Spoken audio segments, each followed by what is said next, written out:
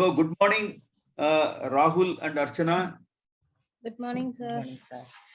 Okay, we will start with a new topic today. The topic is known as cryocoolers, or also known as cryo refrigerators. Okay. So, this is going to be a lecture for nearly about 2.5 hours, I should say. Okay, in two parts, part 1 and part 2. Okay, we'll see what are the contents of part 1 and part 2. Now, the plan of my presentation is going to be something like this. I will introduce what is a cryocooler. Then I will talk about recuperative and regenerative type of heat exchangers. Then we'll discuss the different type of cryocoolers. Cryocooler and cryo refrigerator are just they are the namesake, nearly the same. Except cryocooler can refer to small size systems and cryo refrigerator can refer to larger size, that means larger cooling power systems. Okay. There are basically different type of cryocoolers: the Joule-Thomson cooler, Stirling cooler, and then Gifford-McMahon cooler, then pulse tube coolers. And then we are also going to talk something about the modeling of some specific cryocoolers. Namely, in the case of Stirling coolers, it is going to be the Schmidt analysis. It's a simple analysis to get an idea of what should be the volumes of the compression space, expansion space, etc. And then in the case of pulse tube, we'll talk about what is called the phasor analysis. The phasor analysis was introduced by Radebach, and it is useful to estimate the cooling power. Then we'll talk about the different developments that have happened in this area, the new developments. One is, for example, regenerator materials, which can reach 4 Kelvin. Then there are other systems, linear motor compressor systems, which have been developed over the years, because due to the applications of these type of systems for space and industry, particularly for space, they wanted very compact, low power consuming systems with the long reliability. So in such cases, you need to use linear motor compressors and also flexure bearings. Right now, the names may be somewhat not very clear to you. Don't worry about it. We will discuss at that particular point when we require to do that. Okay, and also there are a lot of developments relating to the application-oriented system. That means you develop for a specific application. Okay. And the trends in the cryocool development are Stirling is rotary monoblock, linear motor, moving magnet system, low mass systems, etc. In the case of GM cryocooler, we have not introduced GM cryocooler still. Okay. At least Stirling you have seen somewhere. Okay. Earlier we have done the Stirling coolers. Okay. Stirling refrigeration system we have studied. Okay. GM cooler we'll discuss now. Okay. Then single stage, two stage, compressors, special compressors, cold compressors. Okay. There are other new regenerative materials which are able to take the temperature down to your 4 Kelvin and lower. Then in the case of Joule-Thomson expansion system, you have open loop systems, the one with the GM pre-cooling, then micro JTs, JT with the JT means Joule-Thomson, okay. Micro Joule-Thomson, and then Joule-Thomson with sorption compressors, then mixture refrigerants, etc. These are some of the developments in the case of Joule-Thomson system. Now coming to pulse tube system, you got Stirling type pulse tube, GM type pulse tube systems. Now we have still not discussed what is pulse tube also. Okay, we are going to discuss that later. Then application specific systems are done. Then when you have a total, you need a totally vibration free system. You use what is called sorption cryocoolers. Okay, sorption coolers. Then you can compare the cryocoolers in terms of their efficiency, the temperatures, what it reaches, ultimate temperature, what it reaches, then the mass of the cooler, and then the input power, etc. Okay, that comparison can be done. And then their reliability aspects. What are the new research avenues in this area, and conclusion. Okay, and in India, what sort of R&D is going on in the area of Cryocooler? Cryocooler is one of the important topics. Okay, lot of research work is uh, being undertaken in different research laboratories, in Indian laboratories, also world over in this area. Okay, so maybe a worthwhile area to study in future as well. Okay. Now let's come to the cryocoolers. First start with cryo. We have seen all this. We know cryogen, that is cryogenic fluid is called cryogen in short. Okay, and the table gives you a list of boiling points, the triple points, etc. for different fluids. Okay, and you have in the case of helium, you see dash dash triple point because helium undergoes a transition from the normal helium to superfluid helium. We are going to discuss that also later in another talk. Okay. Now, it doesn't undergo, gas, liquid, solid transition, rather gas, liquid to another liquid state. So that's why it is not given the details as dash dash input. Normally, we can use a cryogen for cooling all our systems. For example, we can think of bath type experimental cryostats. That means if you want to cool an object, you use liquid nitrogen directly to cool the object, or you use liquid helium directly to cool the objects. Okay. So for that, what you require is to have cryogenic fluids. So the cryogenic fluid has to be produced by liquefaction plants. And the liquefaction plants will have the cooling powers of the order of tens of kilowatts. Okay. This is as far as nitrogen is concerned. In the case of helium, similarly, you have to have liquid helium, and that liquid helium is can be useful for cooling of superconducting magnets, particle accelerators, MRI, okay, fusion systems, then cryopumping systems, etc. Liquid helium is used.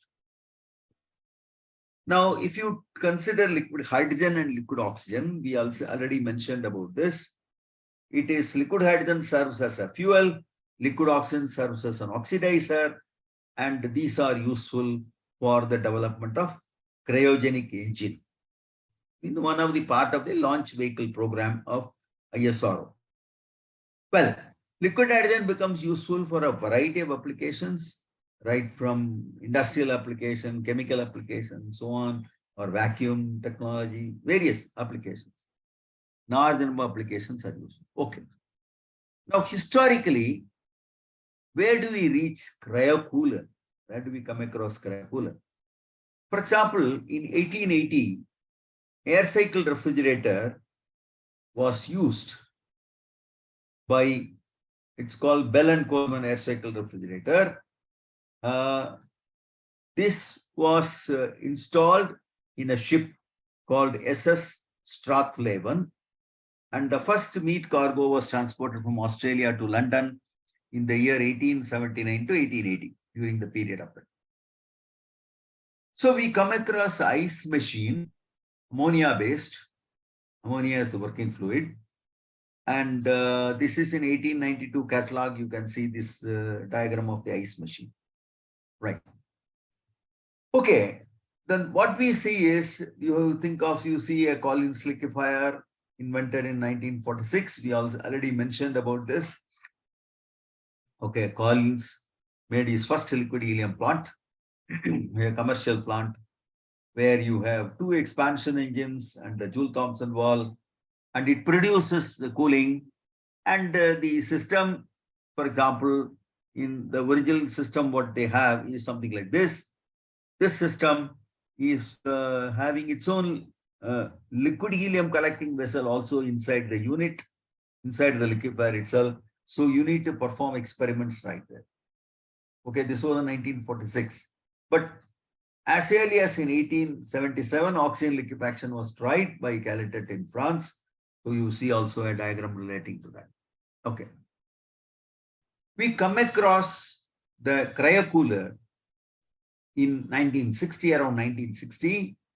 Okay, we see that 1970, you can see that two-stage GM cryocooler with 1 watt at 26 Kelvin was put forth by CTI, and its model number was called 0120. Of course, over the time, we see that the cryocooler is able to produce some refrigeration at some location. Okay, and in 1983, a cryopump, cryogenic vacuum pump, which uses the GM cryocooler, was already put in place. This was again by CT. Okay, you can see the cryopump cutaway view and so on. That's what you are seeing looking at this. Right? Okay, right. Okay, what is a cryocooler? Now, cryocooler is a mechanism which extracts heat from the object and thereby doing so brings the temperature below 150 Kelvin. Okay, this is what is called a cryocooler. That means it is, see, all this time we have been using a gas, converting it to a liquid, and then using the liquid or the gas for producing the cooling.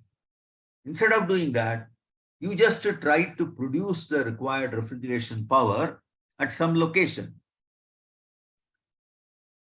So a cryocooler is a device which tries to produce a refrigeration in a particular zone, in a particular area. Okay. So it is a mechanism which extracts heat from the object and brings down the temperature of the object to below 150 Kelvin. Okay. So the terminology like cryocooler or cryorefrigerator are almost the same. Okay, you can call it as cryocooler or you can call it as cryorefrigerator, but both remaining the same. Normally, conventionally, cryocooler may refer to a small size system with low cooling power, whereas cryorefrigerator may refer to larger systems. So this is what you normally understand. This is the definition as per the Cryogenic Society of America in April 2010. Right. Okay, what is a practical definition of a cryocooler? The practical definition of a cryocooler is like this. It's a mechanical device. It generates low temperatures due to compression expansion of a gas, right? Okay. So normally, since you're not adding anything into the system, it's a closed cycle system and uses a constant fluid mass, right? What all it contains? It contains a compressor, contains a heat exchanger, then there's an expander, expansion zone or expansion device, and then ultimately an evaporator. This is what it contains. Now, cold is generated in the expander, and that cools the object by using the evaporator. So, evaporator is the area where you keep your object. So, the cold produced by the expansion process of the working fluid now cools at the evaporator zone the object, and then it is able to cool the object. So, your purpose is served. Your purpose is you want to have refrigeration for cooling your object. So now this concept is called cryocooler, and this cryocooler can replace the conventional cryogens. This is the idea. Cryocooler can now replace the conventional cryogens. Right? Okay. Okay. Why do we need cryocooler? The cryocooler are needed essentially because we need to save helium. And in fact, it is said that the reserves of helium will be over by about 2030. Okay, this is what people believe, that the Earth's helium reserves will run out by 2030. It's by an article from Professor Robert, Cornell University, and appeared in Asian Age, August 2010. Okay. So what you require is you must have a system which uses helium as a working fluid, but then it is not allowing the helium to escape. So therefore helium is saved. So whereas if you imagine if you are using a normal cryogenic fluid, let's say helium fluid, the helium will evaporate and then part of it can escape to the atmosphere, even if you are able to save some part of it.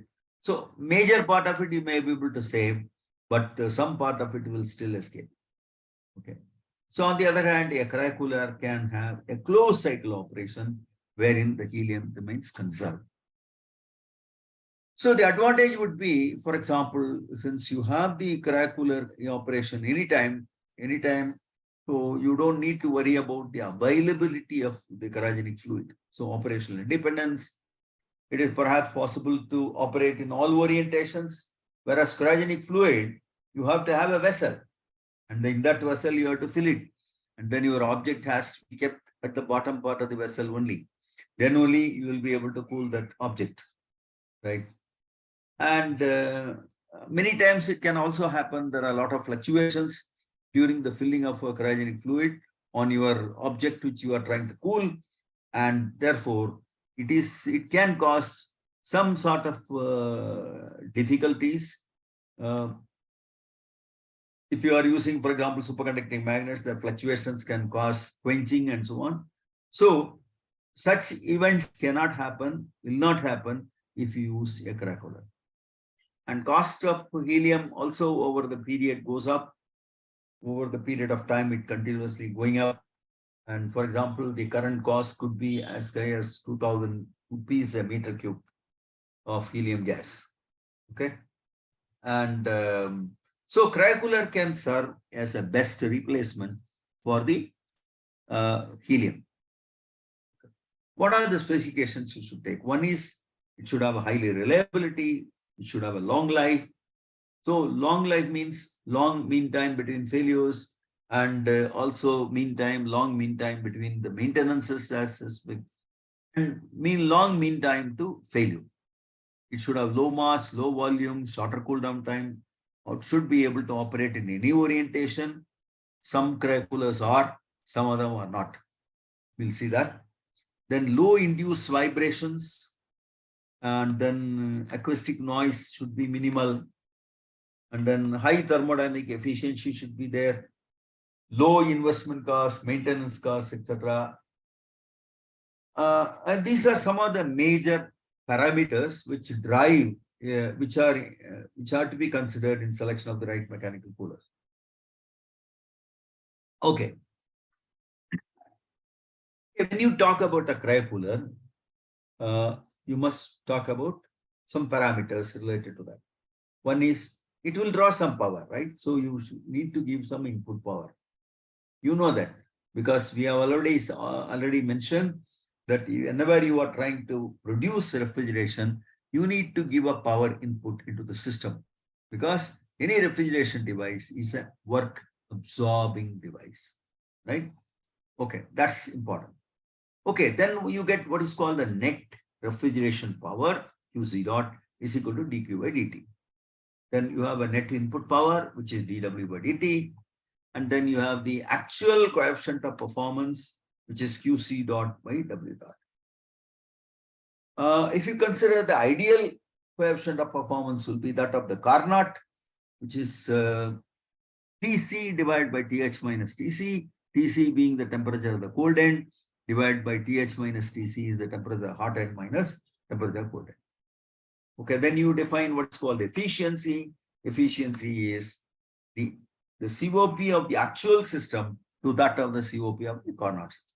Normally, this can be something like 8 to 10% of that order. And then specific power would be 1 by COP. That is your specific power. Okay. Okay, sorry. Now, how do we classify cryocoolers? Now, cryocoolers can be classified in different forms. One thing you can call it as an open cycle system, another is called a closed cycle system. So in the cryogenic refrigeration, you have two parts, open cycle system, closed cycle system. Now, the cryocoolers, what we are talking about, they fall under the closed cycle system. What about in the open cycle system? We can think of stored gases, high pressure, ambient, low pressure. Okay. You can also think of normal fluids, supercritical fluids, then the stored cryogens at ambient temperature, high pressure, low temperature, etc. Okay. So this is something which you can be there, normal supercritical cryogenic fluids. Okay. Now these are all open cycles. What do you mean by open cycle? You just fill up the cryogenic fluid there, and then it gradually vaporizes, goes out because of the ambient heat that is coming in, and you use the cryogenic fluid as long as you need for your experiments. Okay, coming to the closed cycle. Now, if you consider the closed cycle system, you can think of either the dynamic systems or static systems. Now, we will consider the static system. Static system is sorption coolers, radiation coolers, magnetic coolers, laser coolers, where there are no physical movement of components. Physical movement of, either the gas flow or the displacer movement, etc., will not be there. So these are what are called static coolers.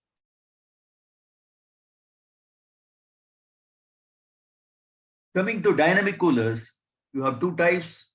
One is called it uses either a regenerative heat exchanger or a recuperative heat exchanger. We'll shortly discuss what is regenerative and recuperative. Even in regenerative, you can have with walls, without walls. Then the categories fall under walled conditions or GM type systems, pulse tube coolers, GM type pulse tube coolers. In the wall-less system, you have Stirling coolers and Stirling type pulse tube coolers. Then in the recuperative type heat exchangers, if you users, then you have Joule-Thomson, Brayton, Claude, etc. There's also another class of coolers called thermoacoustic coolers. So you have so many different varieties of coolers that are there, which are being used. Okay. Now, we are not going to consider all of them. See, for example, the stored gas, high pressure, ambient temperature, etc., or for example, stored cryogenic fluids, etc., is not important to us. We have to only consider the main here, the dynamic type of cryocoolers. The sorption cooler, radiator, magnetic, laser, etc. coolers, they belong to the static. There are no moving components there. But we are not going to discuss much about that here. Okay. So we will consider only the dynamic type of cryocoolers with all this in a closed cycle and dynamic type of cryocoolers. That's what. Okay, closed cycle cryogenic system we'll see. Okay, so for this, we should understand some basics of the cryocooler itself. So we know one thing is that ideal cycle for making a cryocooler is to use a Carnot cycle. We know that. Okay. So Carnot cycle, what does it consist of? It consists of two isothermal and two adiabatic process. So isothermal compression, isothermal expansion, adiabatic compression, adiabatic expansion. This is how the ideal Carnot cycle will exist. If you want to plot it, the pressure versus volume, it will look like something like this. Okay. And if you plot that in the TS diagram, it will be simply nothing but a rectangle. Okay, there will be two temperature levels and two entropy levels. So it will be a simple rectangle. Okay. Now, what nearly happens is, in the case of an ideal Carnot cycle, the pressures involved are fairly large. Okay. It has really unrealistic operating pressures between the high and low temperature. Because of this reason, normally people cannot use ideal Carnot cycle. So they have to move into the practical cycles. So, okay, some modifications are required for adapting this. So modification needed are there. Okay, in the case of Carnot cycle, the COP can be calculated as COP is equal to this. We have done in the thermodynamics thing, we have done that. COP is equal to TC divided by TH minus TC. Okay, that is nothing but the refrigeration produced divided by the work input, which is okay, TC divided by TH minus TC. Okay, so what we notice is, although the Carnot cycle is very good, it cannot be used practically because of the very large pressures which are involved in developing these type of machines. Okay, how do we do that now? How do we modify it? The way to modify it is to modify the Carnot cycle such that you don't go into such high pressures.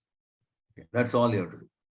So now let's go back to this Carnot cycle. The Carnot cycle is TS diagram here. So you can see here the temperature in the y-axis and the entropy in the x-axis and your rectangle. Okay, this is your Carnot cycle. 1, 2, 3, 4 is your rectangle. That is your Carnot cycle. Right. Now, what we are going to do is we are going to modify it. Okay. Because the pressures involved are very large. So what we can do is instead of using two isentropic process, constant entropy processes, we will modify them as two constant volume processes or two constant pressure processes. You please remember what we have done in the case of Stirling cycle. Two constant volume and two isothermals is your Stirling cycle, right? Please remember that. So if you use two constant volumes and two isothermal processes, then that forms your Stirling cycle. That is 1, 2, 3 prime, 4 prime, 1. That is your Stirling cycle. Instead of using constant volume process, you can also use constant pressure process. Okay, that is your so-called Ericsson cycle. So the cycle will be 1, 2, 3 double prime, 4 double prime, back to 1. Okay, so this uses isobaric or constant pressure processes, and it's known as Ericsson cycle. So you have this way in which the process have to be done. So what we have done is we have replaced the conventional constant entropy process to either constant volume process or constant pressure process. Okay. What do we see here is the following. So if you look at the vertical one, if you look at the process like 4 to 1, then there is no entropy change. Okay, its entropy change is 0.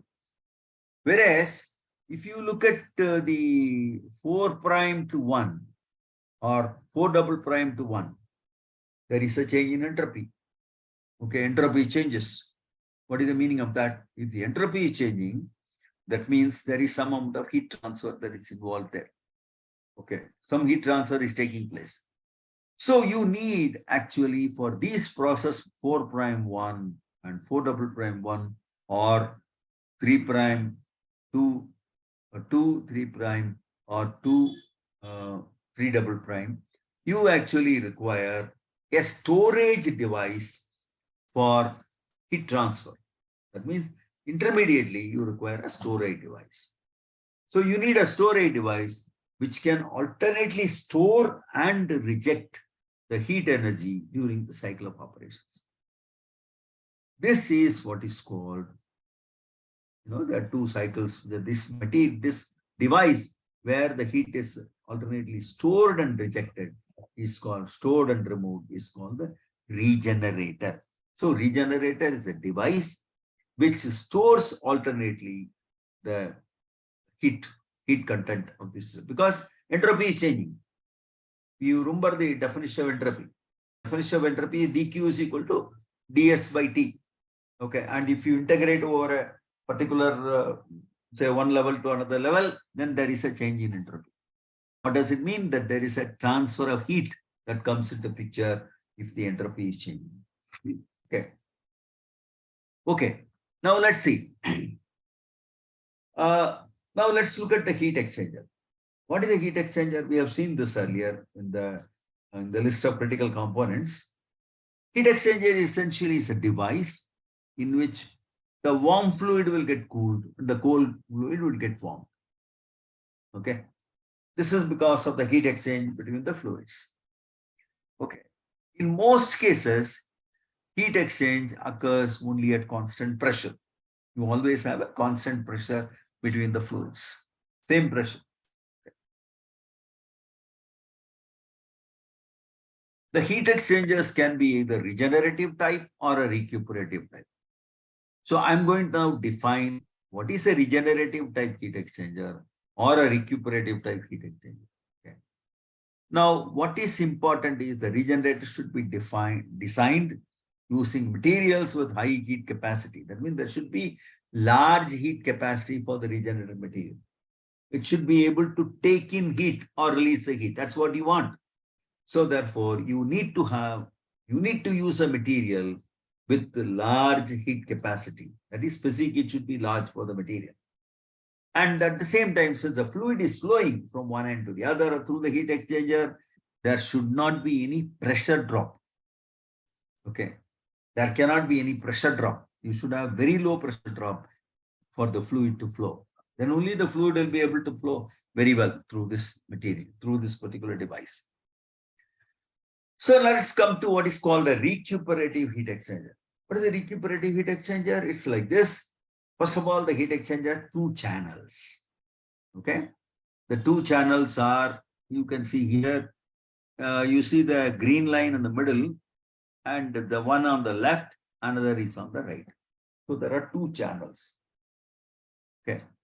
Now, between the two channels, there is going to be a heat transfer.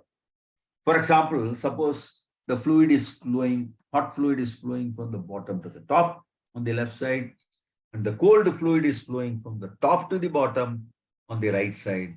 Then there is going to be a heat transfer between these two fluids. The hot fluid, by the time it reaches the top, will become cold, and similarly, the cold fluid, by the time it comes from the top to the bottom, it becomes warmed, right? So that's what happens. Now, this process of fluid flow takes place simultaneously. That is, hot fluid flows in one direction, cold fluid flows in another direction, but this happens at the same time.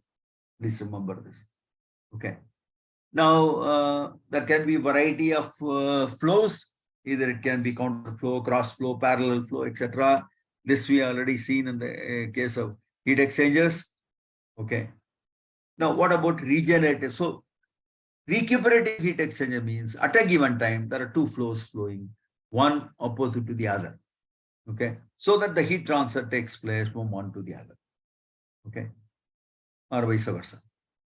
Now, what about regenerative heat exchanger? Regenerative heat exchanger means you have a matrix material which is present, and that serves as a medium for heat transfer, number one. At one time, the fluid flows from left, say from bottom to top.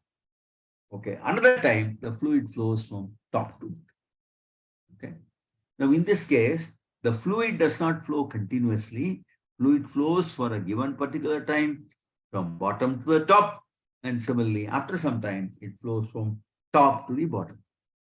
Okay. This is what happens. So the flow is periodic in nature. It alternately between the warm and cold fluids across the matrix. This is what happens.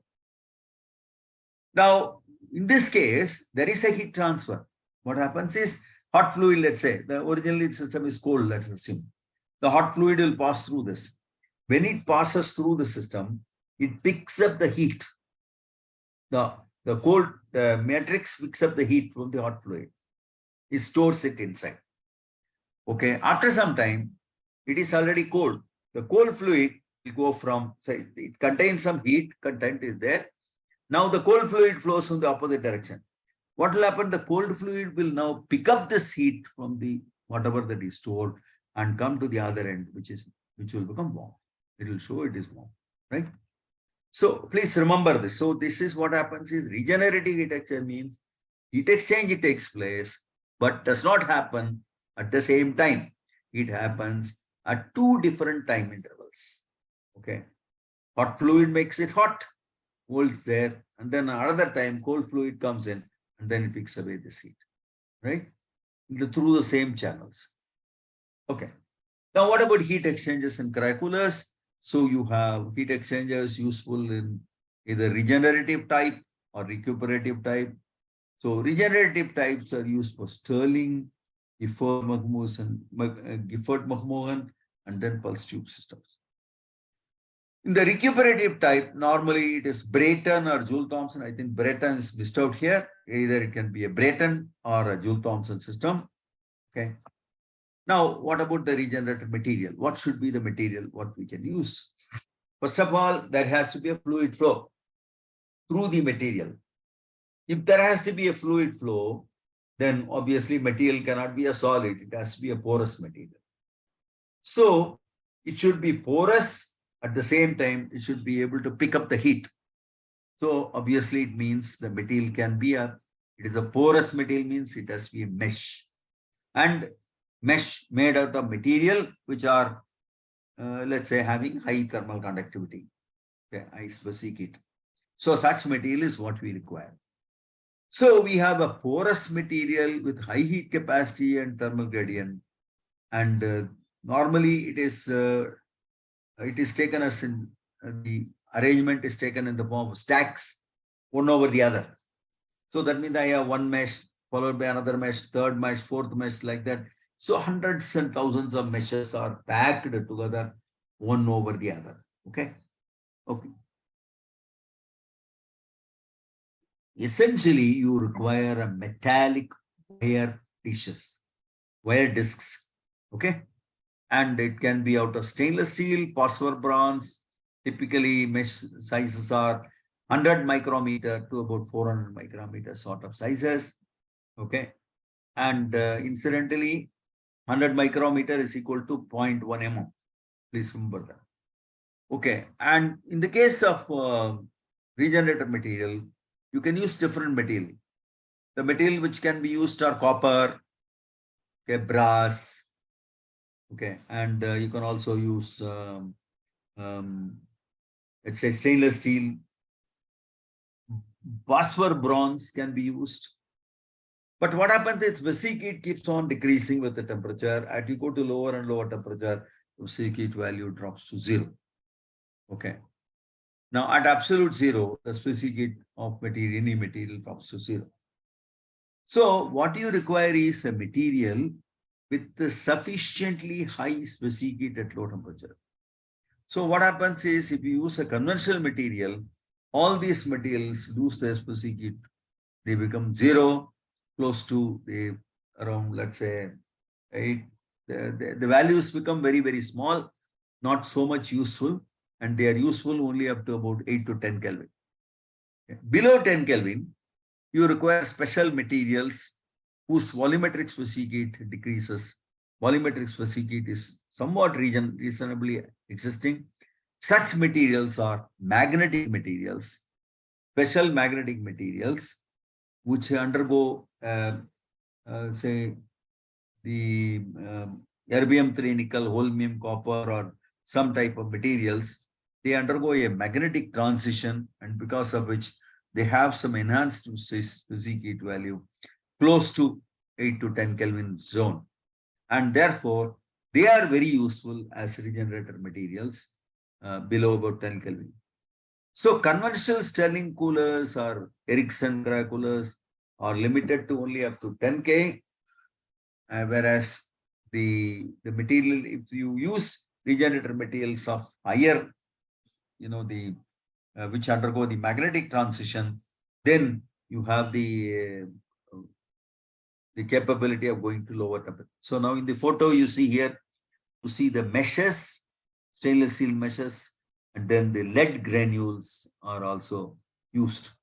Okay, so you have a specific heat, all meshes, then you have lead as another next candidate for increased specific heat, but lead also loses specific heat when you go to low temperature. So then you comes the help from the magnetic type of regenerator material. Okay. Now let's look at the systems which use recuperative cryocoolers. Now, JT coolers are recuperative type. They are open cycle systems. So what is a JT cooler? You have seen this cooler, JT cooler you have seen. Your basic cycle, okay, Linde-Hampson system. You have a heat exchanger, then you have a compressor, then there is through the one channel, high pressure gas goes through, then you have a Joule-Thomson valve, then you have a liquid reservoir, then comes back, cold gas comes back, and then returns back to system. Okay. Now, in the case of liquefier, liquid will get collected. Now, if you are using a refrigerator, if you're using it as a refrigerator, liquid collection will not be there, because you are going to use this refrigeration for cooling something else. So obviously the gas after Joule-Thomson reaches the low temperature, but then it will get warmed up by the heat input from here, and then the warm gas returned back to the heat exchanger. Okay. So this is what will happen. So in the case of a refrigerator, there is no liquid accumulation. Please remember. In the case of a refrigerator, liquid accumulation will not be there. Okay, that's what will happen. Okay. Now it's a very simple process. So it's a very fundamental process. What we have done already, we have used exactly the same thing for liquefaction, but now we are using it for refrigeration.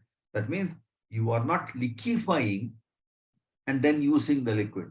Instead, you are using just the refrigeration, whatever is used by the working fluid.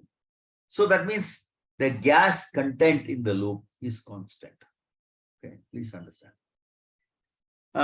For cold gas passes through recuperative heat exchanger, cools incoming fluid. For cooling, the temperature of the gas should be less than the TI max, maximum immersion temperature. For nitrogen, oxygen, and air, no pre-cooling is needed. Whereas for hydrogen and helium, you require the pre-cooling. The work requirement will be the same as that in the case of liquefaction system, except that one uses the refrigeration temperature in the equations instead of the fluid temperature. That's all that you are going to do. Okay. This, for example, these curves we have seen already. This is the Linde-Hampson oxygen liquefier. And we have seen already, for example, the low pressure, then the compression gives you high pressure, then you come doing a constant pressure, you reach this point. And then what happens is you make a Joule-Thomson expansion, and then you reach this particular point. Some percentage of the gas gets liquefied by the process. Okay. But in the case of refrigerator, you don't go to this zone. Okay. You directly operate such that automatically it reaches this particular point. Right? Okay. Okay, now let's look at the other type of coolers. Like in the last class, I will try to take a break by about 11 o'clock. Okay, so we will have a break of about 5 minutes in between. Then we'll assemble back. Okay, is that all right? Hello? Hello? Rahul? Yes, sir. Is it okay? Okay, sir. Okay, fine. Now we are going to consider Brayton coolers. What is a Brayton cooler? Brayton cryocooler is working on the Brayton cycle. So instead of just using the Joule-Thomson valve for producing the cooling, it uses simply an expander. The expander can be a reciprocating type expander or a rotary expander. Reciprocating type means it will use a piston cylinder arrangement. So for example, here you have the compressor, gas is compressed, compressed gas passes through the heat exchanger here. And then this is the inlet to your expander valve. So the valves get automatically open. Whatever requirement of opening that happens, it opens. The gas is now expanded in the expander. So after the expansion, at the end of the expansion process, the gas gets cooled and the cold gas returns back through the other heat exchanger. I mean, this is where your heat absorption takes place. Again, it gets warmed up. in the opposite part of this heat exchanger, and then the cold gas comes back to the compressor. So here again, you have a constant working fluid. The working fluid is arranged such that you always have a cooling produced by the action of the reciprocating expander. It need not be a reciprocating expander. It can also be a turbine expander, turbo expander. Okay, so you can produce the cooling using the turbine arrangement. Now the cold gas cools the incoming stream of the fluid at the recuperative heat exchanger. The work requirement will be the same as in the case of liquefaction system, except that one uses refrigeration temperature in the equations instead of the fluid temperature. So this system is called Brayton cycle. Okay, so you have an expander which is used in the loop. Okay, now you combine. Now you have got a Joule-Thomson valve, you got an expander. So if you combine these two together, that is called Claude Cryocoolers. So in the Claude Cryocoolers, what we there is that you have a Joule-Thomson as well as expansion unit, right? Then it is called a Claude Cryocoolers. So what we have here is you have a compressor, high pressure gas is compressed, passes through the heat exchanger for removal of some heat content in this. Then it passes through the heat exchanger again. Okay, enters a expansion engine. After expansion, the gas is cooled, and the cold gas is returned back to enters the other returning stream, and then that comes back to the compressor again. Okay, please remember this. It's exactly the same as what we have discussed in the case of liquefaction. Then you have a Joule-Thomson valve. Now the Joule-Thomson valve, when you open, you produce cooling. Okay, that cold is such that it does not make the gas into a liquid. It is just converting to some low temperature where the heat input is absorbed into the system. Please remember. Okay, is it clear? Okay. Now this is called Claude Cryocoolers. Okay. So far, whatever we have seen is what shall I say? The recuperative type heat exchangers have been used. Okay. Now we are going to discuss something about regenerative cryocoolers or cryocoolers which are going to use regenerators. So what is regenerator? We already seen that you have a heat exchanger, high efficient heat exchanger. At one time, gas will flow in one direction. Another time, the gas will flow in the opposite. Maybe the hot fluid will flow in one direction. Okay, at one time, and at the end of this passes again after some time, the cold fluid will return back the opposite direction. Okay, hot fluid will deposit heat, cold fluid will pick up the heat. So that is the type of heat cryocooler we are going to talk about. The first one is Stirling cooler. I think I'll stop here for the time being. What's the time now? Hello? What is the time now? 10:55. Shall we come back at 11 o'clock? Is it okay? Okay, sir. We'll be back at 11 o'clock. Once we are back, then we'll start with the Stirling coolers. Okay. Sir, we have a new student. Oh, who is the new student? What is the name? Sir, I am Denjusi Daniel. So I am doing research in TKMC. So Okay, good. one of my subject opted for the coursework is cryogenic engineering.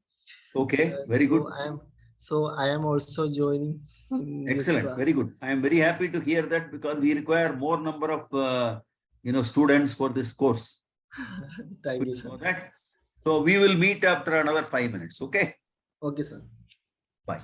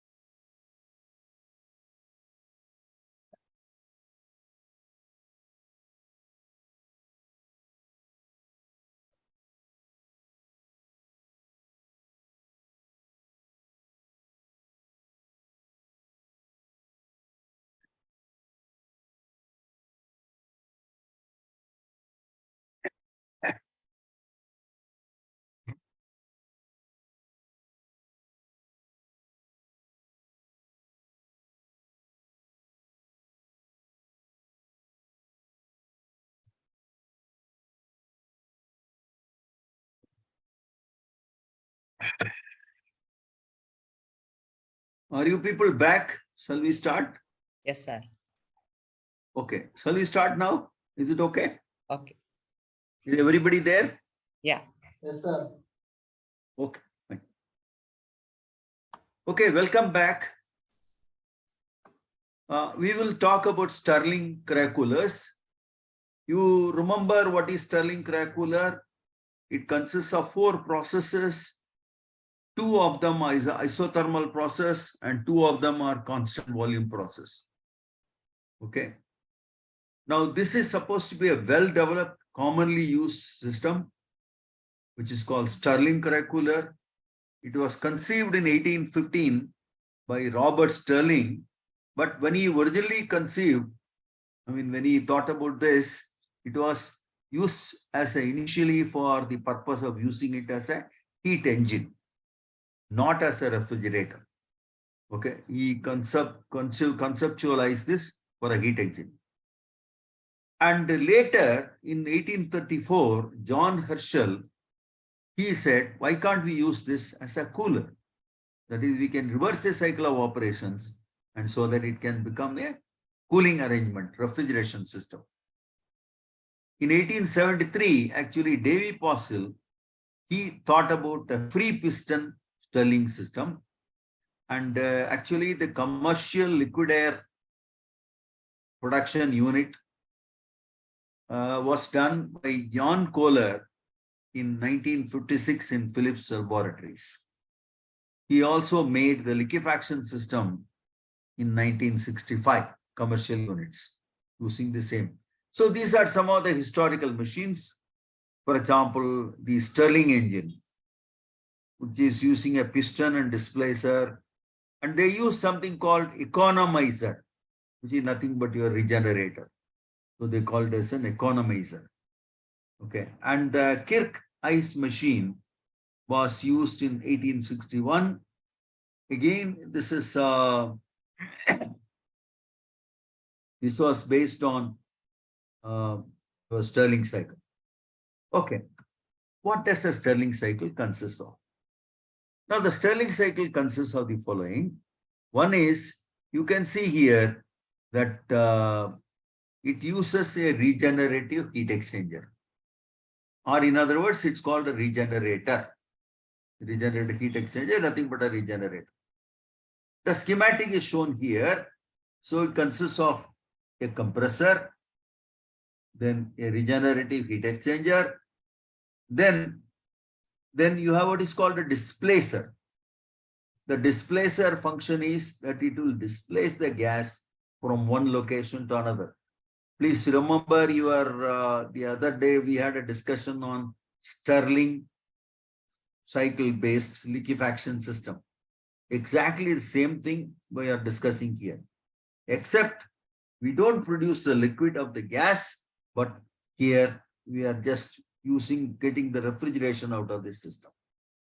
Okay, the compressor does the job of compressing, expand the gas. Displacer does the job of moving the gas from one location to another. So the compressor piston and the displacer piston are in motion. You see, this is moving up and down. This is also moving up and down like this.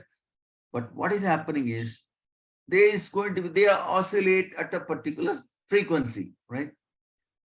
And you know what is the concept of phase between the two units. That is, suppose, there are 2 cycles which are happening and they are exactly in phase, means when one of them is in maximum, another one is also in maximum. One of them is minimum, the other one is minimum. So that means the phase difference is 0 in this case.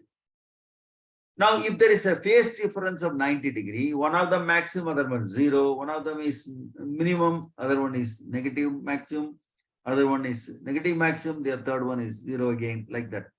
So there a phase difference can be there between one motion and another motion. Here 2 motions are there. One motion is the compressor, another motion is displacer.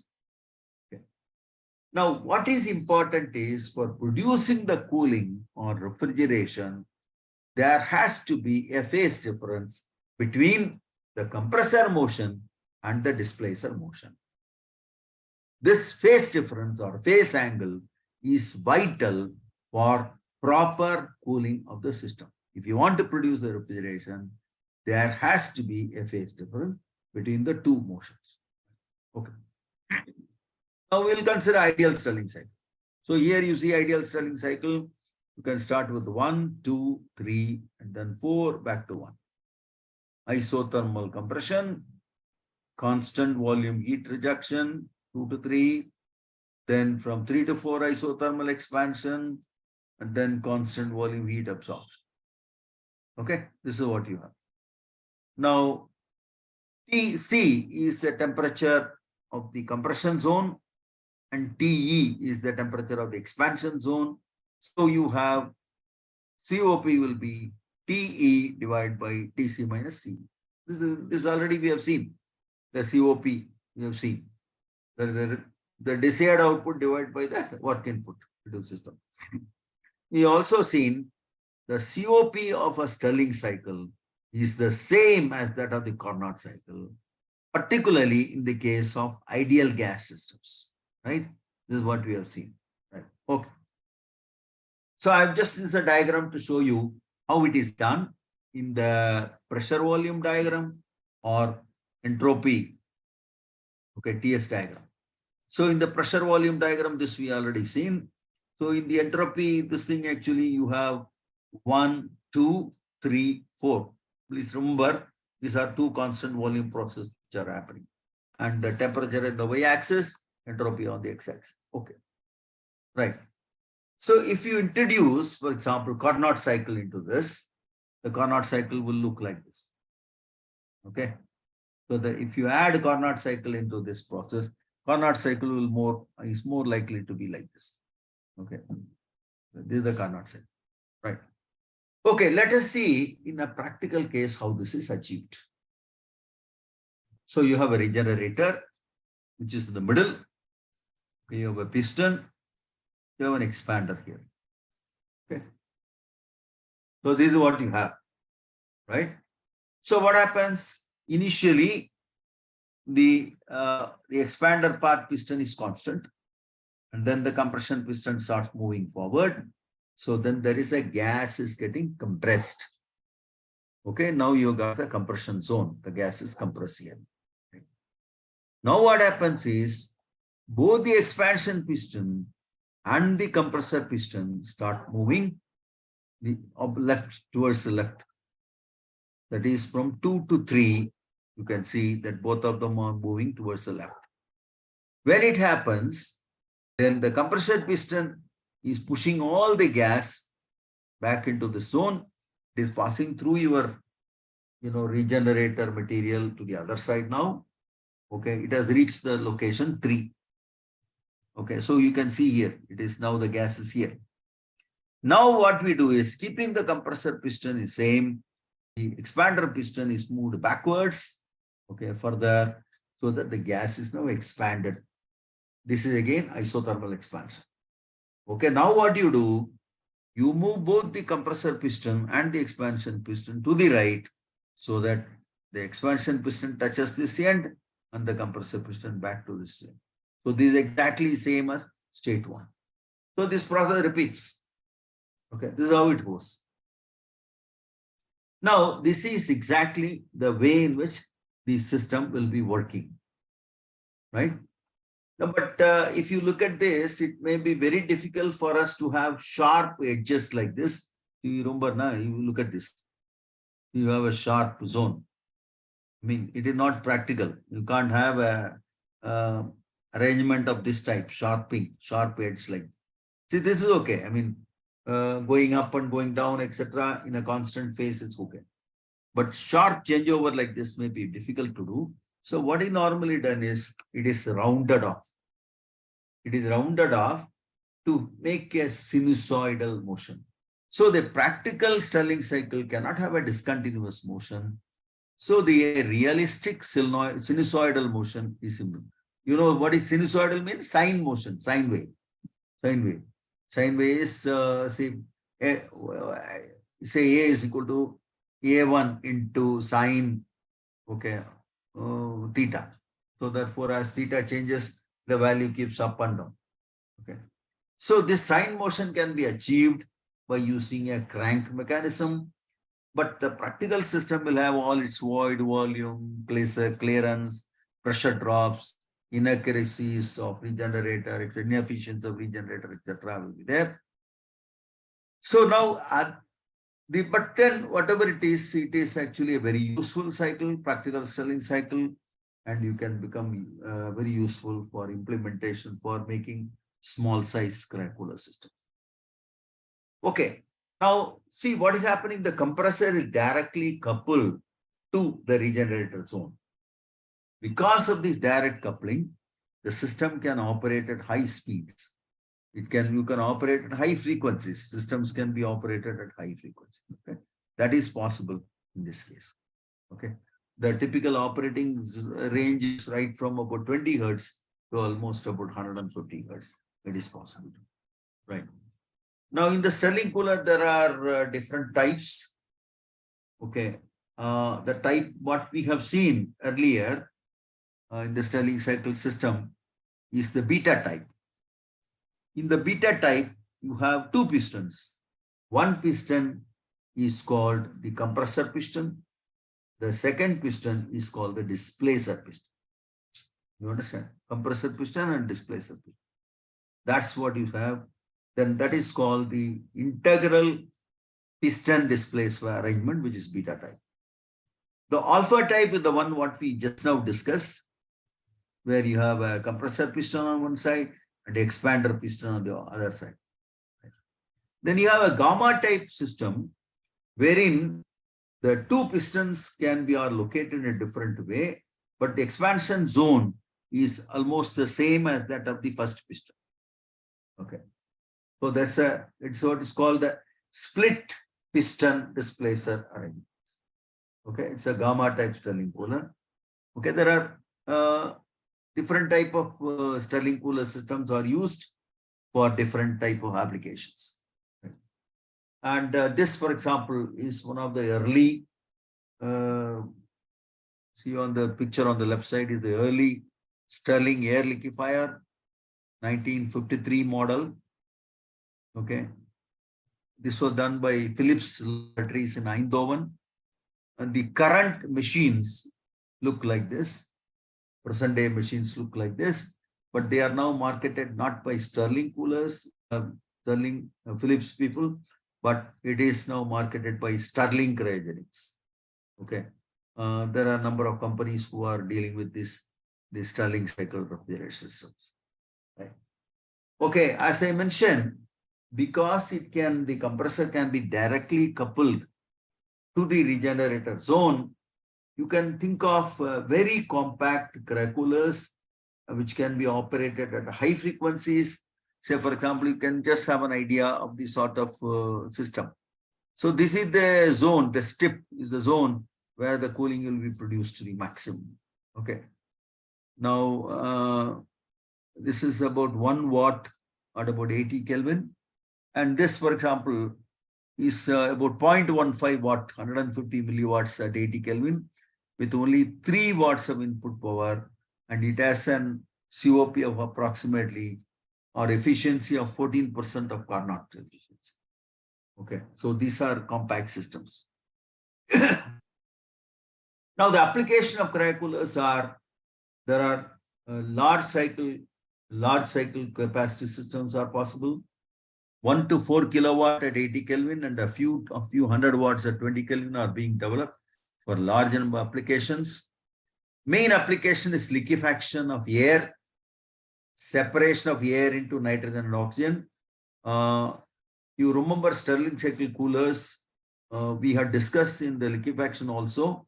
I have not discussed actually the Stirling cycle plant, but maybe at some time we will discuss about that also. Okay, then HTS transform, high temperature superconductor transformers, motors, current limiters, all these things require this large capacity cooling system.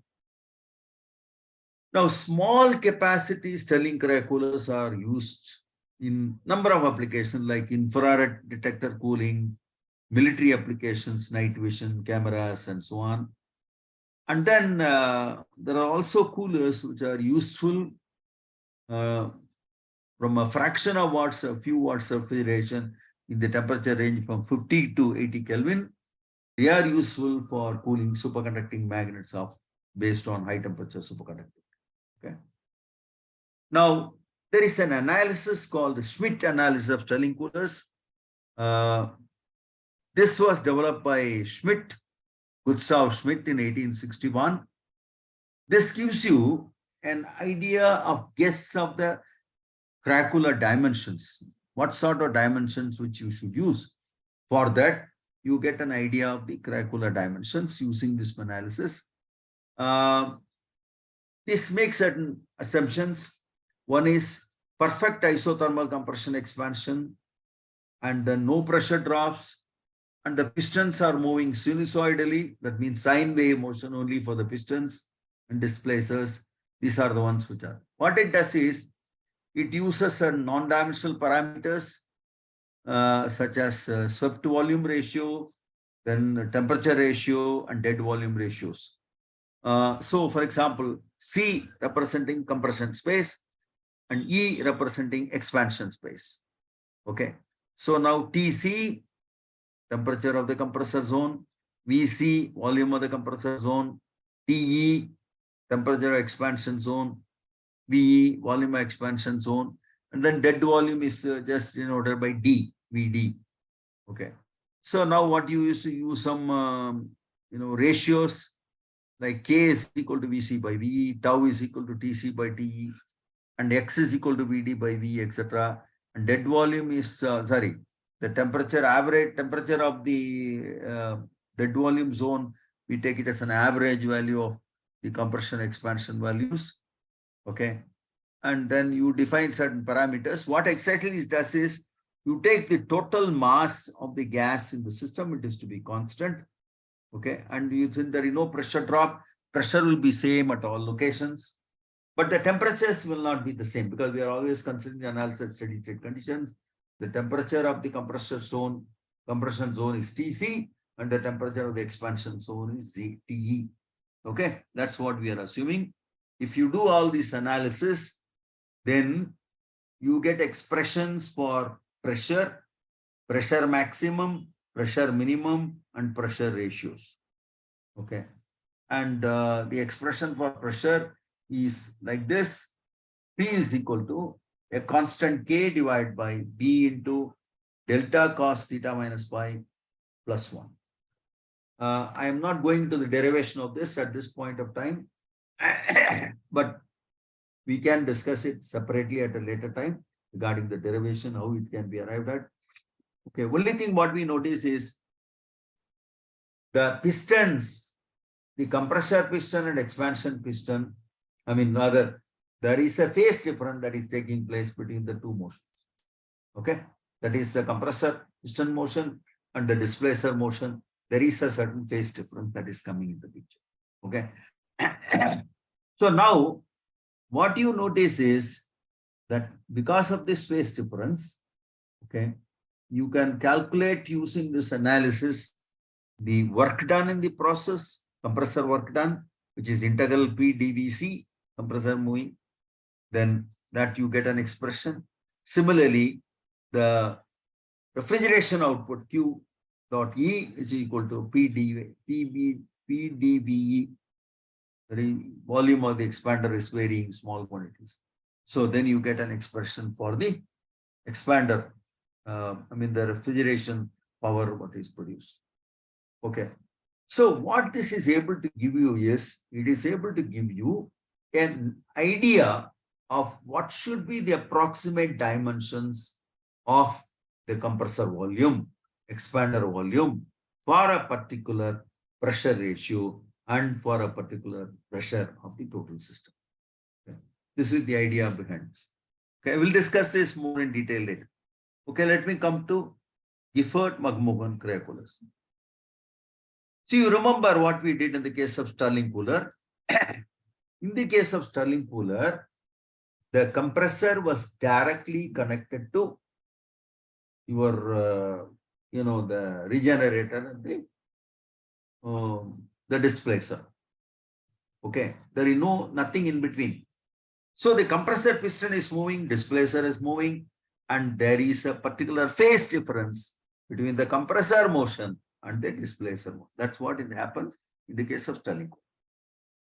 Now, what was done was Peter Gifford, the W.E. Gifford and H.O. McMahon, they were the first to present this idea that instead of directly connecting the compressor directly to the zone, what we will do is we will use a set of valves in between.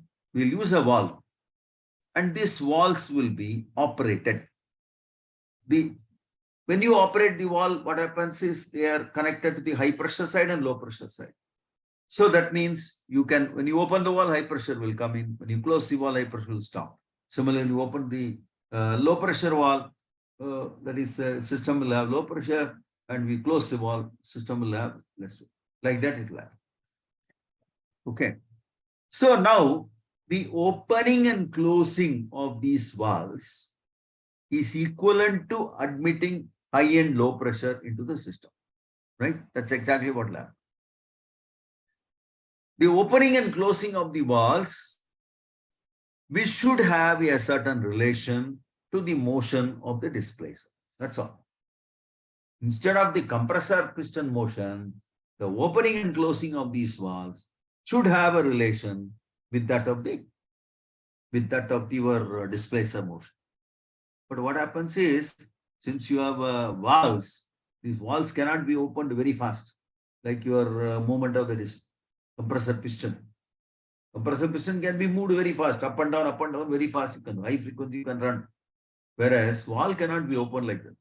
So essentially, this system will operate at low frequency, not high frequency. Okay.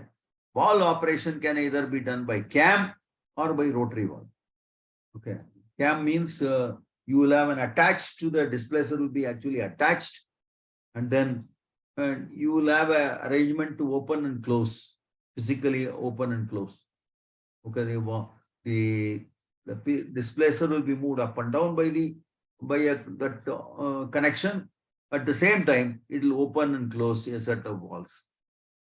So you will have the first type is called cam operated. Rotary valve means you use a rotary valve, a valve which rotates, allows the high pressure gas to come in and then the low pressure gas to go out, etc.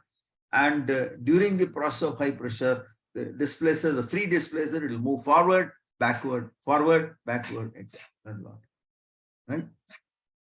Okay, now the process can be described like this in this case. I'm not going to the details of these processes. The processes are like this. You plot pressure versus volume. So initially gas is taken in at high pressure. Then now the pressure is increased because of the opening of the valve. Okay. The gas is drawn inside. So the volume is now allowed to increase in this case. Then it is expanded in the next process. Okay. And then you are pushing back the displacer, the system back in the opposite direction, such that you complete this high pressure to low pressure. You complete this cycle. Okay, this keeps on repeating. Okay, so you have what is called a cycle of this type, in which high and low pressures are automatically supplied to the system. Okay, now you may remember I mentioned about regenerator materials. We also discussed about the regenerator material. The regenerator material, what we have been using have been, let us say, the meshes, stainless steel, copper, phosphor bronze, meshes, or lead as a regenerator material. But all of them are limited to the temperatures up to 10 Kelvin.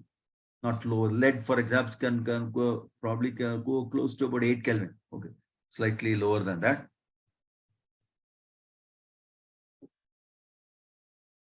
If you want to go to lower temperature, then you require a large specific heat for the material. Okay. Why? Because helium is the working fluid. Helium will produce the cooling, and that cold has to be transferred into a material, which is your regenerator.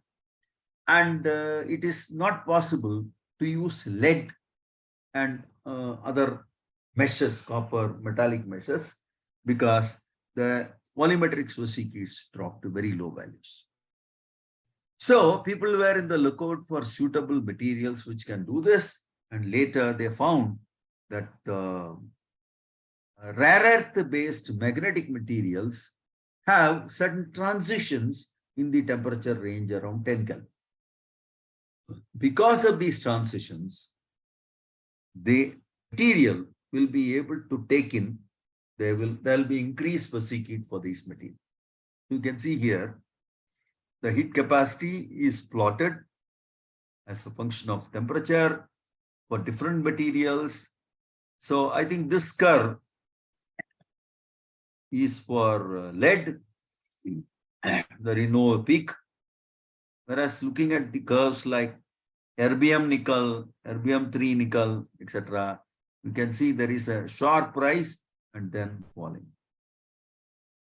This sharp rise is because of certain magnetic transitions that happens in these materials, and they are useful as a regenerator material. So what they do is they make this material, make it into fine pellets, and then use it, pack it into a regenerator tube, and then they become useful as regenerator. This is the compressor, helium compressor, which is normally used. The compressor will now operate between two pressures. One is the low pressure, about 0.4 to 0.7 megapascal or 4 to 7 bar. The high pressure will be from about 15 to 25 bar. Okay, they are nothing but modified refrigeration compressors. Piston screw compressors are used, and they use helium. Their screw compressors are used for helium compression to take care of temperature rise. Normally, it uses oil in the suction line as a thermal reservoir and heat removal. Oil is removed at the discharge site by centrifugation, coalescer, and charcoal absorber, etc. There are multiple types. Either water-cooled type can be used, or air-cooled types can be used. Okay, this is the compressor. Okay, I think there is a video to show you. This is a displacer which will move up and down, and I will play this so that you can hear this.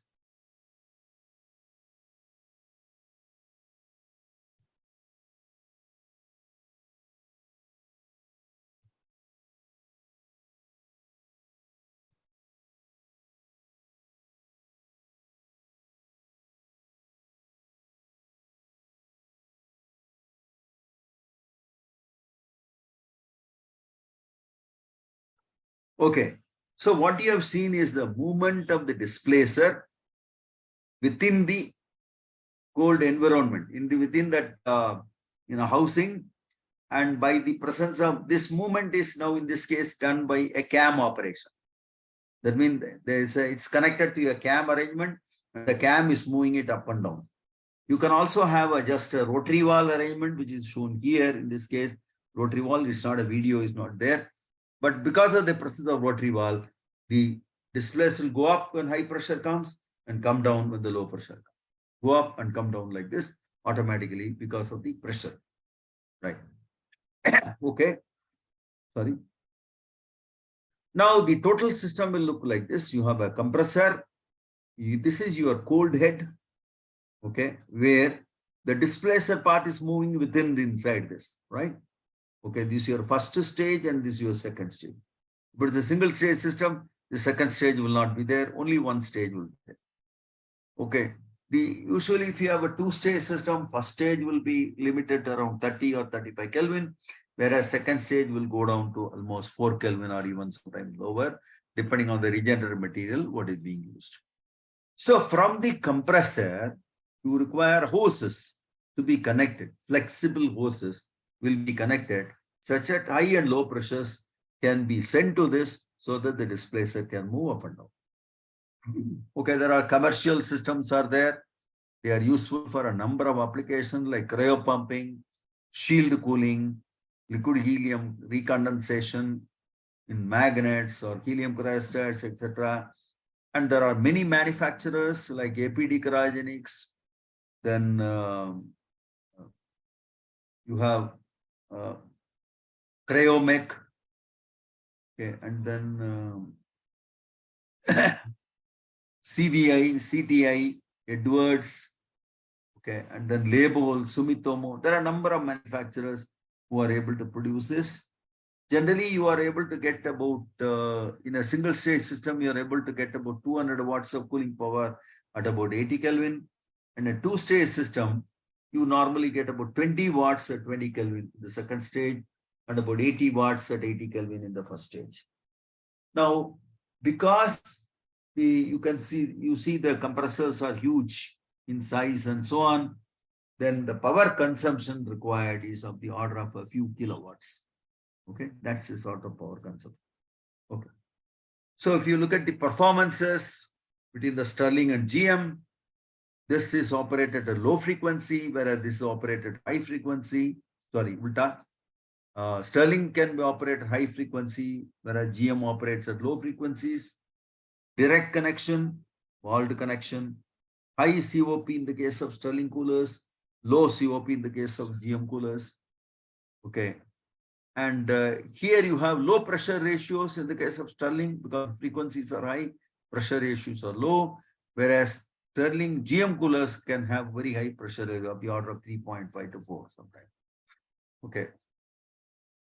Around 20K is reached between two stages, whereas 4K is reached in two stages in the case of GM system. Okay, miniaturization is possible because of the fewer.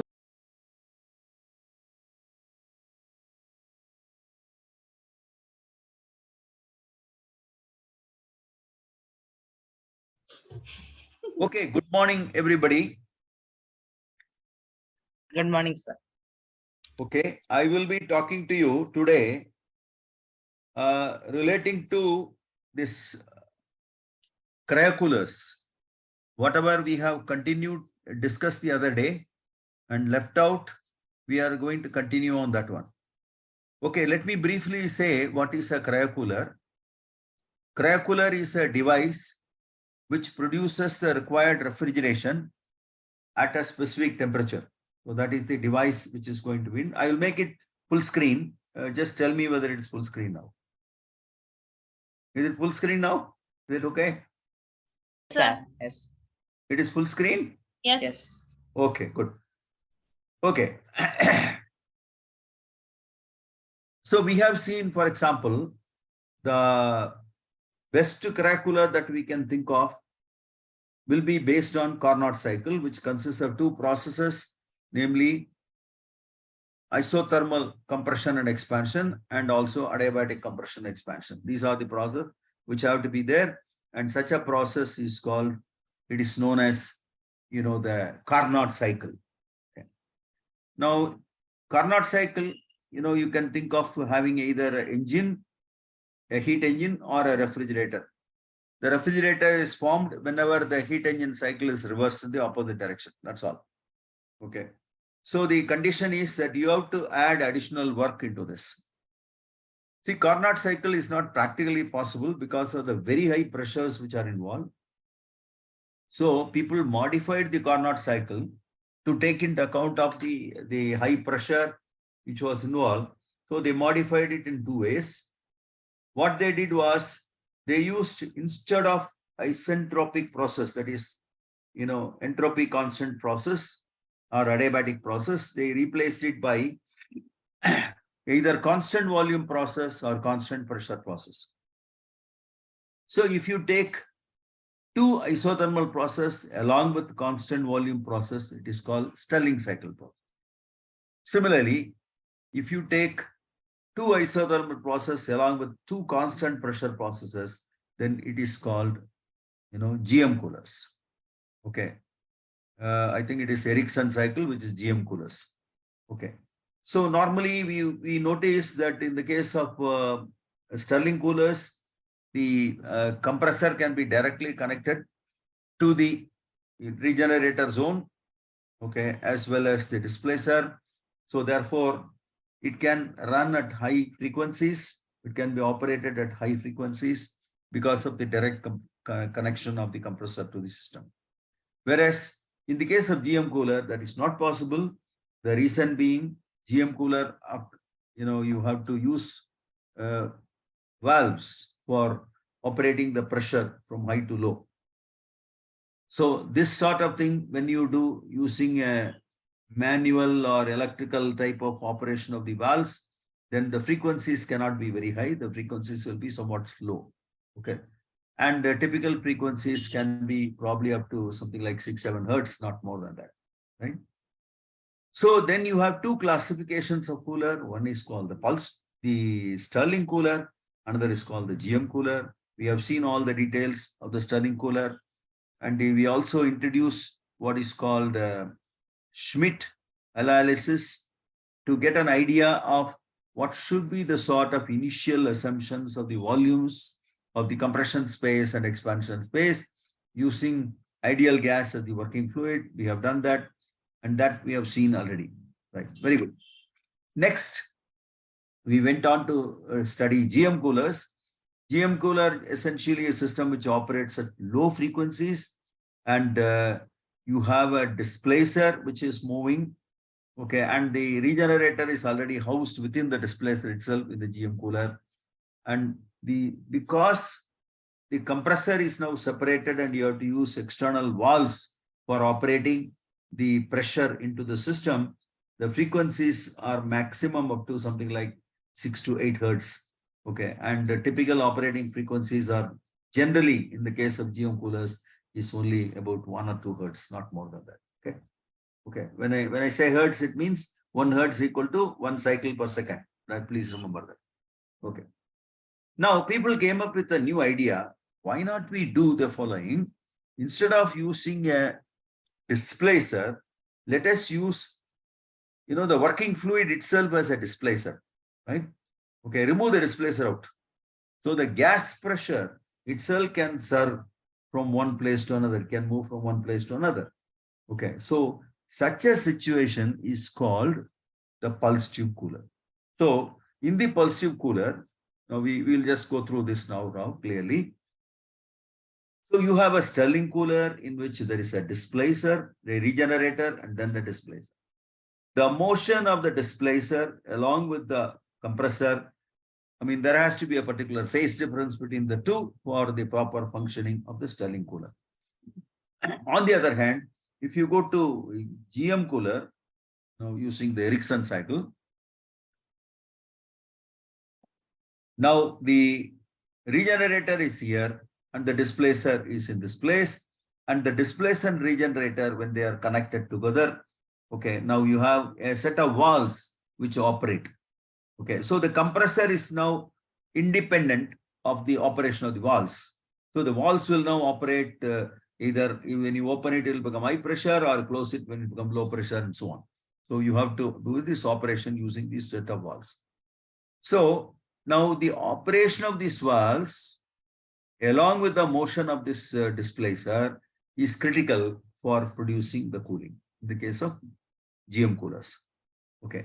Now people came up with an idea, why not we remove this displacer completely? In such a case, the working fluid itself will serve as the displacer. Okay. So if you do that, then you get a configuration, what is shown here in this figure, middle, which is what is called a pulse tube cooler. So in a pulse tube cooler, what exactly we do is, we do not have a mechanical displacer, physical displacer is not there. The working fluid itself will move from one place to another, so you have a displacer that time. Okay. So advantage with this system is that the vibrations in the pulse tube, in the cryocooler, is considerably reduced because there are no moving components at cryogenic temperature. This also allows increased system reliability, right? So now, depending on whether you are going to directly connect the compressor or you are going to connect through a set of valves, then you can have either Stirling type pulse tube coolers or GM type pulse tube cooler. Okay, that's what, right? Okay. Now, basically, the pulse tube cooler was invented in 1964 by Gifford and Longsworth. And when they were examining, for example, the helium, recovery lines, and those recovery lines closed at one end was becoming hot whenever the compressor was running. And from there, they found out, they thought, well, there is something happening here, and the closed end of the system is becoming hot. So this is what they observed. And later on, they tried to develop this pulse tube. A lot of changes have occurred since 1964. Mikulin in 1984, he introduced what is called the orifice and buffer at the pulse tube moment. This is called the orifice pulse tube. Zhu in 1990 introduced double inlet pulse tube system, that is the gas entry from both from the compressor side as well as from the other side, opposite side. So that is such a system is called the double inlet pulse tube system. This has improved the phase shift better. We'll come back to this a little later. Okay. Currently, pulse tube coolers are very well developed. With helium as the working fluid, people are able to reach temperatures down to 1.78 Kelvin. Okay, this is the sort of temperatures which have been reached. So you see in the figure, for example, double inlet pulse tube system. So you have a compressor connected to a regenerator and then connected to the pulse tube. And from the pulse tube, you have an orifice valve and then the reservoir. And you also have a secondary orifice which is connected directly from the compressor side to the pulse tube hot end. Okay. Such a system, now you have two connections, one from the cold side, another from the hot side. So this is called the double inlet pulse tube system. Now, in a single stage system, people are able to obtain 173 Kelvin. Okay, in a double stage system, people were able to reach almost 132 Kelvin at the first stage and 43 Kelvin at the second stage. This was the right. Okay, now let us try to understand the working of a pulse tube system. How does the pulse tube system work? Okay, what we are essentially doing is we are applying high pressure and low pressure pulses, okay, to a tube. Pulse tube is an empty tube, right? Just an empty tube. So we are applying the high and low pressures to an empty tube, which is closed at one end. That's all we are doing. Okay. Now, what happens is the closed end becomes hot and the open end becomes cold. Okay. This is the what is called the pulse tube phenomenon or pulse tube action. Okay, how does this happen? Imagine you see this figure, the figure which is here. In this figure, there is a set of walls. High pressure can come from this wall, opening this wall, and low pressure will come by opening this wall. Imagine a small segment of gas. We can say a gas layer, which is located here. When the high pressure comes, the gas layer will be pushed inside and it will go to the other end. Right? Okay. Now, similarly, when the low pressure, even this valve is open, this valve is closed and this valve is open, the gas will suddenly go out. And during the process, when it is going out, it's the same layer of gas which is here will try to come back to this place. Okay. In fact, in practical case, the layer of gas does not exist as we are thinking, but it doesn't matter for our discussion. It is okay for our discussion. Fine. Okay. Now, what happens is whenever a gas is compressed, you know very well, it's an adiabatic compression, because of which the energy of compression should go into the gas and gas becomes hot. So the layer which is here, when it is compressed and moves to this side, it is hotter. But that gas is always in contact with the wall. And therefore, the wall becomes, the upper end of the wall here, it becomes hot. Right? So when the opposite side, when you release and reduce the pressure to low values, then the layer comes back to the opposite direction. It comes back to the original position. See, for example, from here, it comes back to this position. When it comes back, now it becomes cold because now the gas is performing work and therefore layer is now lower in temperature, but the layer is in contact with the wall and therefore that layer, the wall of the system will become cooler. You can stabilize this by introducing two heat exchangers. Okay, if you put two heat exchangers, and these heat exchangers will make sure that the temperatures at the hot end and cold end are stabilized. They are the same values. It doesn't change each time. Okay. Even what you can do is at the hot end, you can use cold water circulation. At the hot end, cold water circulation can be done so that the gas temperature, I mean, that particular zone is now stabilized. Now let us introduce a regenerator in between. Okay, now we'll see what exactly. This is now cold end heat exchanger. This is the hot end heat exchanger. And now let's put a regenerator in between. What happens now? The gas is now coming from high pressure gas is coming from this valve, goes inside through the regenerator. Regenerator initially at room temperature, then goes into the pulse tube side. It becomes cooler. Okay, when it comes to become cooler, then it enters here. Then that cold is now deposited in the regenerator, and then it comes back as a normal room temperature gas. So please imagine at the end of the first cycle, there is a certain amount of cold deposition on the regenerator because of the gas has expanded and then moved. Okay, the next cycle, when the gas is entering from here, then this gas picks up the cold, the incoming gas picks up the cold, and now so slightly the temperature is lower at this cold end, and then it gets compressed, turns back. While returning back, the temperature will be slightly lower than what it started with. Okay, then it passes through the regenerator. So more amount of cold is now deposited in the regenerator. So please understand, the regenerator is a material where the heat content of the gas gets stored. Okay, and the new gas, whatever that is coming in, picks up this whatever cold that is deposited. So this happens. So each time the temperature of the cold end keeps on decreasing like that. And ultimately, at a particular point, it becomes more or less stabilized. See, as I was mentioning to you about the working of the pulse tube cooler, we will now use additionally a regenerator. If you use a regenerator in between the point at which the high pressure gas is supplied and the pulse tube, then the high pressure gas comes inside, and then see, initially everything will be at room temperature to start with. So therefore the gas will go inside the pulse tube. At the other end, it will become hot.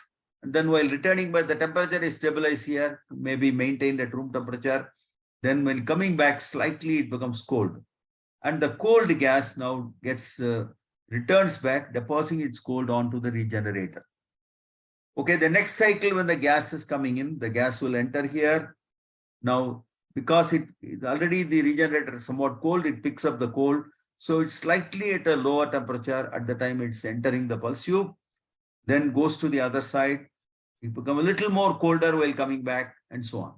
So the process continues. Each time when it comes in, it goes. Okay, the temperature will drop a little bit like that. Then ultimately, the open end of the tube will be the lowest in temperature for after some time. The lowest temperature, it will be more or less stabilized because the heat cooling what is produced by the pulse tube will be the same as the heat that is coming from outside. Okay, so the heat load, so therefore the temperature gets stabilized at the cold end. Okay, so this is what will happen. Now the cooling effect will get significantly improved by what is called phase shift mechanism. So what do you mean by phase shift is the following. Now there are two systems here. One is you have a pressure variation and you have a mass flow rate variation. Okay, this is what's happening. And whenever you're applying high and low pressure, it is over an average pressure. Then we can imagine that you have an average pressure and a sort of sine wave you're applying. Let's assume for the time being that you've got a sine wave of pressure what is being applied into the system. Now, there can be a pressure wave as well as mass flow rate wave. Now, the pressure and mass flow rate, when they are in the same phase, you understand what is phase. When this is maximum, the other one also should be maximum. When this is minimum, the other one also should be minimum. So when they are at the same phase at the cold end, then you get a maximum cooling. Okay, that is possible only when you have introduced what are called the phase shift mechanisms. So people try to introduce the phase shift mechanism. The two types of mechanism which have been introduced are, one is using the uh, orifice valve and a buffer volume, and the second one is using the double inlet mechanism. Okay, these are the two methods by which people have introduced phase shift to make sure that the mass flow rate and the pressure wave are in the same phase at the cold end of the pulse tube. Right. Okay. Pulse tube have been classified in different forms. You can classify it in terms of geometry, in terms of frequency, or in terms of phase shift. If you classify in terms of, let us say, geometry, the geometry would mean there is an inline pulse tube. Okay, there is a U-type pulse tube, and the coaxial pulse tube and annular pulse tube. Okay. Now I think we will see this while we go ahead with some more slides. In terms of frequency, you know very well that I already told you GM type pulse tube for low frequencies and Stirling type pulse tube for high frequencies. For the high frequencies, you can again classify it as low frequency, high frequency, and very high frequency. So the ranges are from 30 hertz, 30 to 80 hertz, and greater than 80 hertz. Like that, we can classify. Okay. In the GM coolers, normally the frequency ranges are from 1 to 5 hertz only. Okay. Now, in terms of phase shift, if you want to see, then we can think of what is called the basic pulse tube, where there is no phase shift introduction additionally. Then there is an orifice pulse tube, wherein the phase shift is introduced by the use of an orifice valve and a buffer volume. And then the inertance pulse tube, which is in place of valve, orifice valve, people use an inertance tube, a small diameter tube of some long length, which is added in between. That is the inertance pulse tube. And then you can also have double inlet pulse tube. That means a part of the gas also comes from the hot end to the pulse tube side. Okay. So this is what is called the phase shift arrangement. So the pulse tube coolers can be classified depending on its geometry, its or frequency, or in terms of phase shift. Right. Okay, now this is, for example, the Stirling type and GM type pulse tube system. So you have here the Stirling cryocooler, what is shown here, and here the GM type pulse tube where this displacer part is removed here, but additionally you have added the phase shift mechanism. Right, let's come to the GM type. GM type, the left hand one is actually is not GM type, sorry. It is the Stirling type pulse tube. So the right hand side is the GM type pulse tube where the displacer removed, and the set of valves now control the flow into and out. And here again, we introduce the phase shift. So this is the GM type pulse tube, whereas this is the Stirling type pulse tube. In terms of geometry, then you have what is called the inline pulse tube, where you have a compressor side, and then the regenerator, cold end, pulse tube swarm end, orifice, and then reservoir volume. So all these things are arranged in line, and therefore it is called inline pulse tube system. Right. Okay. Then you also have U-type pulse tube system, wherein you have a regenerator, compressor on one side, regenerator, pulse tube, all these things arranged in the form for U shape, and then orifice and reservoir, which is corresponding to your the phase shift mechanism. So this is called the U-type pulse tube system. There is also people use what is called the coaxial type pulse tube system, okay, wherein the pulse tube is in the middle, surrounded by the regenerator. That means instead of having this way, it is arranged in this manner. And then from the pulse tube, you have your orifice valve and the reservoir volume, and the compressor allows the gas flow to take place into the regenerator from the region. So the bottom zone is now getting cooler. So it produces the cooling at the bottom zone, right? So this is what is called the coaxial pulse tube system, right? Now, in terms of phase shift, I have already told you here, basic pulse tube does not have a phase shift mechanism. Orifice, which means you have a orifice wall along with a buffer volume, and then double inlet. So you have two inlet, one from the hot end, another from the cold end. That is from the cold end it is coming. So into the pulse tube, there are both sides it's coming. So orifice wall and doublet wall will be there in this case. And then the inertance type pulse tube system is just having an inertance tube along with the buffer volume. So it is called the inertance type pulse tube system. Okay. The main advantage of pulse tube is that it has very high efficiency, about 15 to 20% of Carnot at 80 Kelvin. There are no moving parts. It has a high reliability, low vibration and electromagnetic interference, EMI. And then, well, it is claimed that it has a slightly lower cost compared to the other type of cryocooler systems. The disadvantages being that it has a short history. That is, it was introduced, orifice pulse tube cooler was introduced in 1984. And there is also something called the gravity-induced convective instability is there in the system. Okay. What happens is you have to operate the pulse tube always such that the cold end is at the bottom. If you reverse it, that is, if you try to keep the cold end at the top side, then there is a convection current which happens inside the system.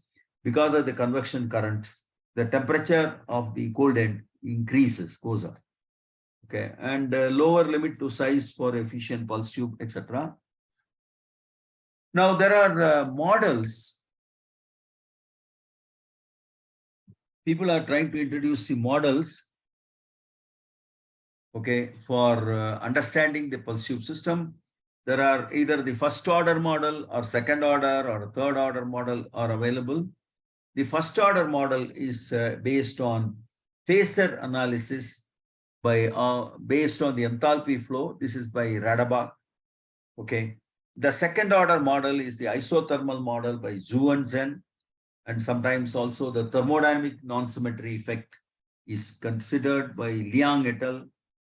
And the third order model will be the numerical methods, which say, for example, solution of energy equations by Wang et al., thermoacoustic theory, done by Xiao, Hoffman, etc. And then CFD analysis. This has been done by several authors. Okay. Now, of these various models, we will try to discuss one particular model, namely the phasor analysis, in the following. Well, this is not specifically there in your as a topic in your syllabus, but I am trying to give you this so that you can try to understand this. Okay. Let's try to understand the phasor analysis. Now, this was proposed by Radebach in 1990. So you can just see here, we'll talk about the orifice pulse tube cooler. So you have a compressor, you have an after cooler, AC, and then you have a cold end heat exchanger, CHX, and then this is the hot end heat exchanger, and then this is the orifice wall, this is the buffer volume, and here you have the regenerator. Okay, the regenerator is connecting the after cooler and the cold end heat exchanger. So this empty tube is your pulse tube. Okay. Now what happens is we can define the mass flow rates at different locations. The mass flow rate at the cold end is called m dot C. The mass flow rate at the pulse tube is m dot PT. M dot means the dm by dt, and PT represents the pulse tube. M dot H is the hot end heat exchanger, and M dot O is the mass flow rate at the orifice. Okay. Now you can see there is going to be a mass flow as well as pressure variation. The pressure variation happens because there is a compressor at this end, which is directly coupled to it, and the compressor makes sinusoidal motion, and therefore the pressure in these zones is going to be varying with the time. It may also be sinusoidal in nature. Now what are the parameters which are involved? One is pressure, another is temperature. Okay, so let's try to understand what will be the shape of pressure and temperature. Pressure will be given by P0 plus P1 cos omega t. P0 is some static pressure. Over that pressure, there is also a fluctuation, continuous sinusoidal variation like this. So you have P1, P is equal to P0, P at any time T is equal to P0 plus P1 cos omega t. P0 is the static value, P1 is the amplitude of your oscillation, right? That's what. Okay. Because of this, the temperature in the system also is going to be fluctuating, and that will fluctuate as T is equal to T0, T0 plus T1 cos omega t. Here again, T0 is some steady temperature, and T1 cos omega t would correspond to T1 is the amplitude of the temperature wave, and cos omega t indicates that it's also varying sinusoidally, right? Now, P0 and T0 are the average values, and P1, T1 are the amplitudes of the pressure and temperature wave. This is what we said. Now we have seen the mass flow rates, m dot C, m dot PT, m dot H, m dot O, etc. Now, further we can also see the m dot PT is nothing but m dot H minus m dot C, which means the mass flow rate through the pulse tube is nothing but the effective mass flow rate with the hot end minus the cold end.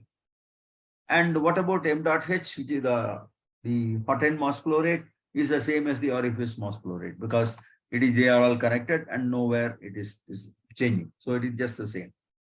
Hot end mass flow rate is equal to orifice mass flow rate. So we make some assumptions. We assume that the system is having open system with unsteady flow. The pulse tube is adiabatic. It's an adiabatic system. Its volume is Vt and has a pressure of P, and total mass of the gas is, let's say, empty. So there is a mass flow in and out, and the mass flow in, for example, can be cold end mass flow rate, and it can also be, for example, the hot end mass flow rate, which is going out at the temperatures Tc and Th respectively, right? Okay, let's apply the first law of thermodynamics, which we have seen a number of times. Now, the first law of thermodynamics says, if you consider a quantity of heat flow, and then a system is also performing some work, then what are the other things happening is this goes for, okay, one is it goes for changing its internal energy, it goes for changing its enthalpy, etc. So we can rewrite the first law of thermodynamics, which writes Q is equal to dW plus du. We can include, because it's a flowing system, we can write that du by dt is equal to Q dot minus W dot. So so you can write it as Q dot minus W dot is equal to du by dt minus plus delta H. Delta H is the change in enthalpy. Du by dt is the change in your internal energy of the system. And this happens because of the heat flux, and there is a certain amount of work done also happens. Okay. Now, in the present case, there is neither the work is done, nor there is additional heat is added. Okay. There is no work done. Why? Because we are having a very small oscillations of pressure, and therefore the gas is just moving in and out from one place to another. So therefore, there is no work done in this case. W dot is equal to 0 and Q dot is equal to 0.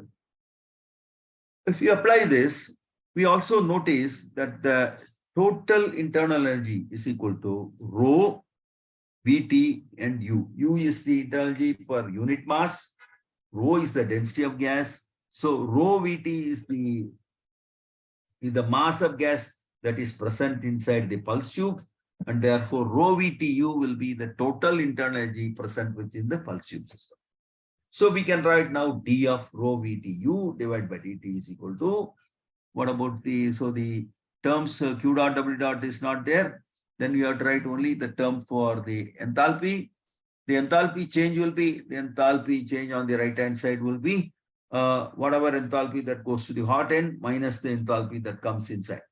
So m dot H HH minus m dot C HC.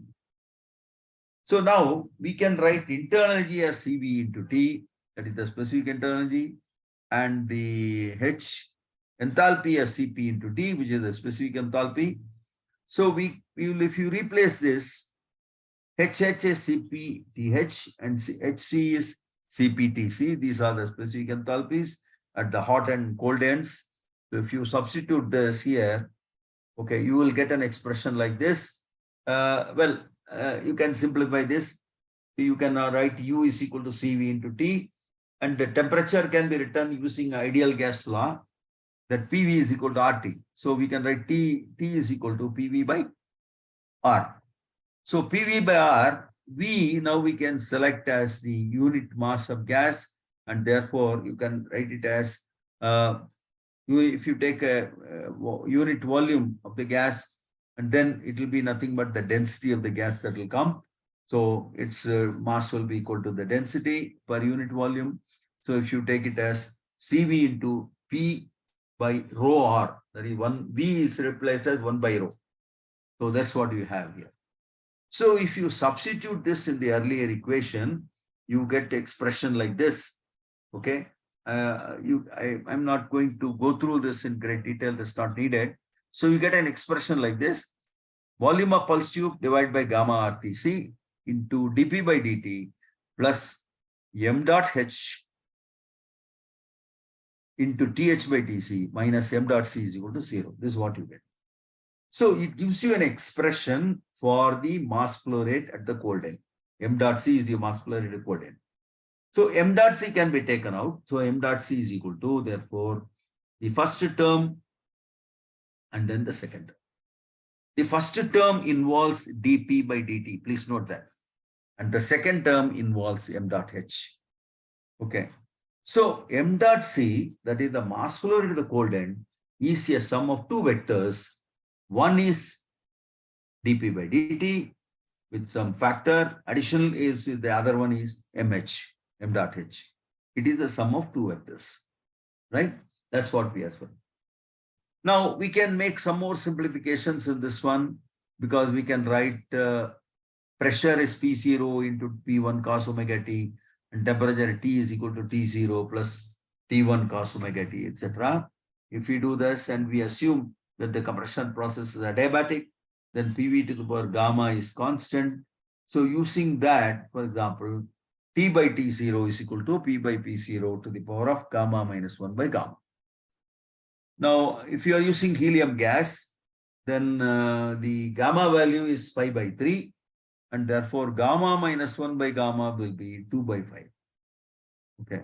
So if you substitute in this expression, then you will be able to show T1 by T0 is nothing but 2 by 5 times and P1 by T0.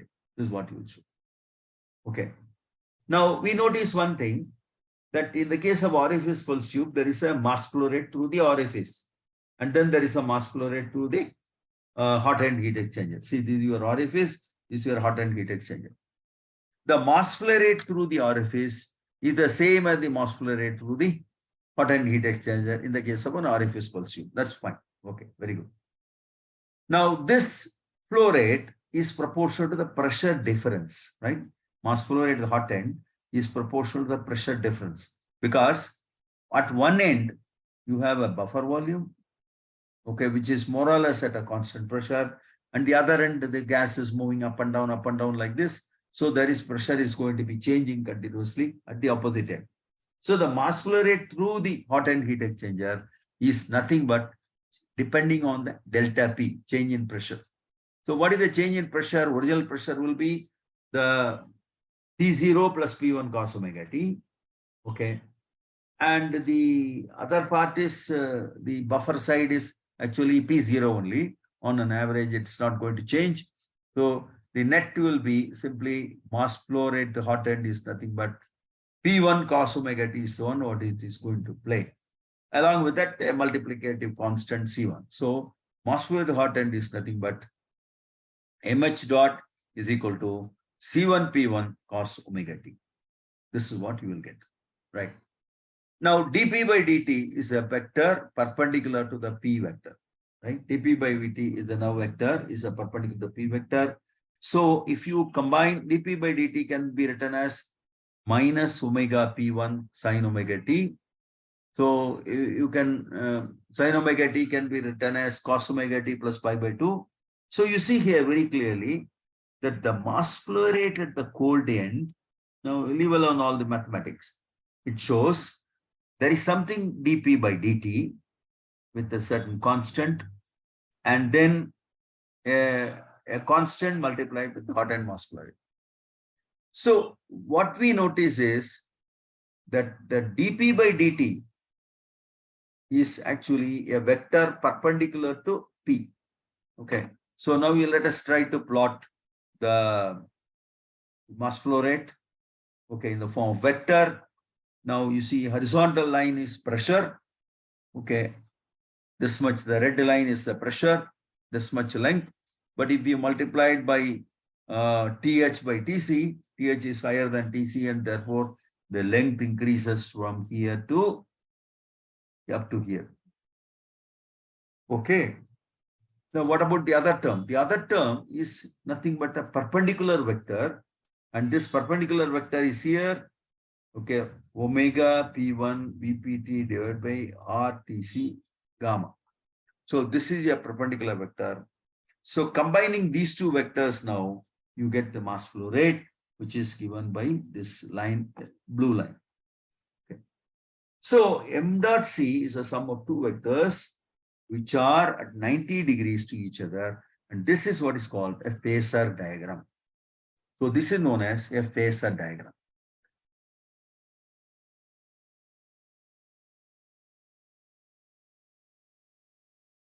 Now at the cold end, let us try to consider the cold end heat exchanger. So we can assume certain things like, for example, what is the regenerator enthalpy, average regenerator enthalpy? The average is always represented by the symbol, what is shown here, left bracket, okay, HR, right bracket. So that's called the average regenerator flow. And then average pulse tube flow will be H, the enthalpy flow will be H dot PT. And again, within that brackets. And so the cold end mass flow rate will be, the cold end heat flow rate, that the heat removed from the cold end average value will be again Q dot C in the brackets form. These are the enthalpy flows through the regenerator pulse tube and the heat removed at the cold end. Now, by first law of thermodynamics, we can write the heat removed at the cold end is nothing but the enthalpy flow rate at the pulse tube minus the enthalpy flow at the regenerator. Because heat exchanger is sitting in between, whatever enthalpy flow rate at the pulse tube minus the enthalpy flow at the regenerator, if you take, then that is going to be the heat removed at the cold end. But what happens in the case of regenerator, the net energy which is stored in the regenerator is zero. Okay, so therefore, this, if you put to 0 for HR dot, then you notice that Q dot C, that the heat flux which is removed at the cold end is nothing but the enthalpy flow rate at the pulse tube. That's all. Now, enthalpy we can always write m dot CPT, and then you can apply the expressions for that. Okay, so if you want to calculate what is the enthalpy flow through one cycle, then it is nothing but H dot in bracket is equal to Cp by tau, 0 to tau m dot T dt. Okay, this is what you have here. So you can substitute this. We know very well temperature is varying as T is equal to T0 plus T1 cos omega T. Okay. After doing all this simplification, the calculations, okay, so you have to substitute for the calculate the value at the cold end. What you notice is, I will leave out all the calculation because it may be more difficult for you to understand at this point of time. So you will get the enthalpy flow rate through the pulse tube as C1 Cp divided by 5 TH P1 square by P0. The mass flow rate through the hot end is C1 P1, and so we get rewritten like this in this form. Okay. Now the hot end mass flow rate can again be written as Tc into mc dot cos theta divided by Th. So the cold end mass flow rate is written as some constants Tc mc dot cos theta. What does it show? The same expression I have written here. So what does it show? It shows that the heat lifted at the pulse tube cold end depends on the mass flow rate at the cold end It depends on P1 by P0, the ratio of the amplitude, okay, to the steady state value of the pressure. It depends on Tc itself, okay, and also depends on cos theta. What is cos theta? Cos theta is the angle between the pressure and the mass flow rate vector at the coordinate. Okay. If you want to have the maximum cooling power, then the phase angle between MC dot and the power vector should be, and the pressure vector should be minimum. If this is minimum, then automatically you have maximum cooling power possible. Okay. So the phasor analysis clearly tells you that you need to have the mass flow rate and the pressure in the same phase at the cold end of the pulse tube to achieve maximum cooling power in the system. Well, now you can do the phasor analysis for different types of pulse tube systems. Okay, for a basic pulse tube system, theta is equal to 90 degree. Because there is no mass flow rate at the other end. The basic pulse tube is just closing the pulse tube at the hot end. That's all. So therefore, cos theta is equal to 0 there, and therefore, I mean, there is no contribution additionally because of this, because of the perpendicular vector. Okay. Now, for an orifice pulse tube, what happens is this value is non-zero. MH dot is non-zero in the orifice pulse tube, and theta has a finite volume, so finite value. So you can see here for an orifice pulse tube, the mass flow rate is here at the cold end. It's a sum of two vectors. One is the pressure vector, and there is a perpendicular dP by dt vector, which is here. If you take a double inlet pulse tube, there is a gas flow which is coming in the opposite direction also at the hot end, and therefore you have two vectors now. That is, what happens is you have a vector which is corresponding to the orifice flow, and then you have also a vector corresponding to the double inlet flow. Combining these two, you get the vector for the mass flow rate at the cold end. Sorry, you get a vector at the hot end mass flow rate. Okay, hot end mass flow. And now you can combine these two vectors to form the mass flow rate at the cold end. So the phasor diagram now tells you these are the ways in which it can be done. Okay. This is one of the analysis, one possible analysis of the pulse tube. Okay, you can extend it to a two-stage pulse tube system. You can also do the analysis over the entire pulse tube, phase analysis of the entire pulse tube. So if you do this, for example, this is the pressure vector. This one is the mass flow at the hot end, and this fellow is the pressure vector in this direction.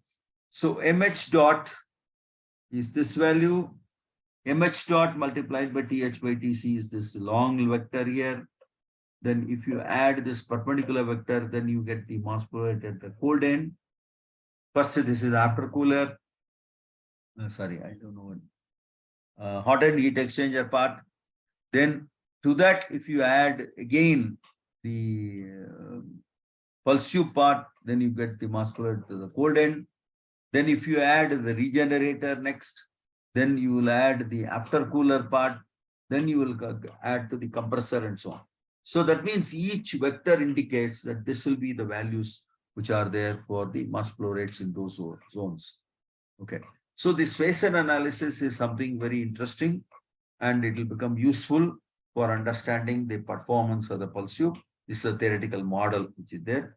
I'm sorry, here it should have been a pi by 2, omega t plus pi by 2, but pi is not shown here properly. Anyway, so I would like to stop at this particular point. So we'll take a break of about, let's say 5 minutes. We'll come back again for the second part of the lecture. So end of part 1 is here. So we'll stop here for the time. Okay. Is it all right? Oh, okay, sir. So we'll be back in 11. Okay. 11:05. Okay. Okay, sir.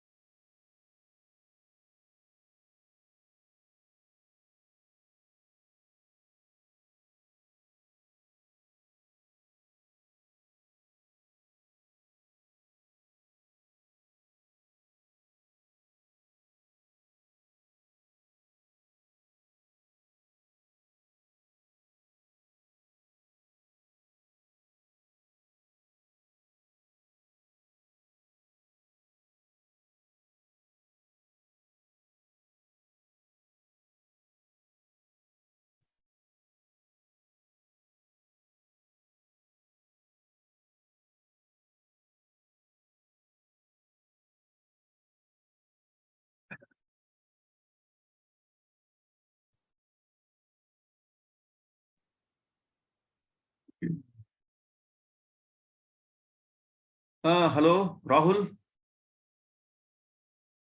Sir. Are you back now? Yes, sir. So shall we start the next Yeah. part of the lecture? Yes, sir.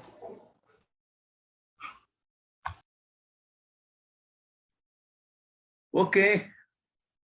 Welcome back for the second part of the lecture on cryocoolers or cryo-refrigerators. Okay, so I'll make it full screen. Please tell me whether you are able to see its full screen, right? Yes, sir. Full screen. Okay, what we will be discussing here is the advancements that have happened in the area of cryo-refrigerators or cryocoolers. Okay, whatever new developments that have happened in cryocoolers is what we are going to see now. Okay, we'll start with the first JT coolers, Joule-Thomson coolers.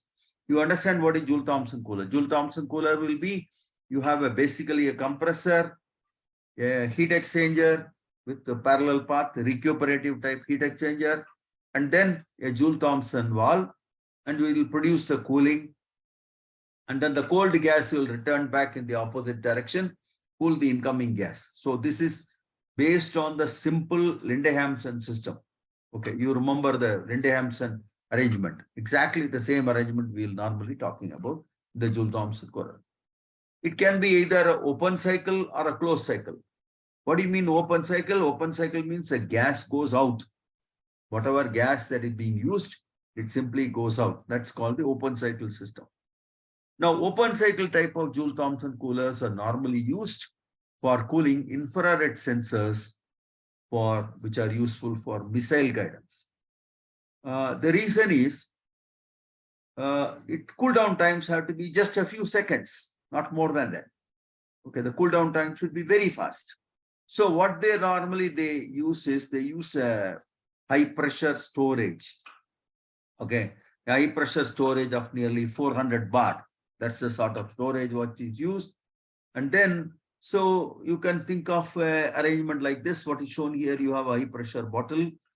Okay, and then it actually, the high pressure gas is now entered through this heat exchanger coil in the center, and then it is reaching the cold end zone. Okay, and this is the expansion wall here, and then the cooling is actually produced at this low at this cold end zone.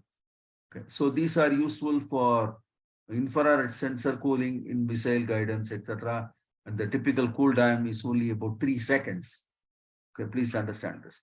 So this by itself the high pressure storage can come for maybe several operations of this, several hours of use of these units. Okay, when the pressure is completely depleted, again, we have to refill this with the additional gas. So this is what is called the open cycle type cooler, JT cooler. You can also have a closed cycle system wherein the low pressure gas that is coming out can now be recompressed in multiple stages compressors, special oil-free 3-stage compressor, for example, and then you can make it closed cycle.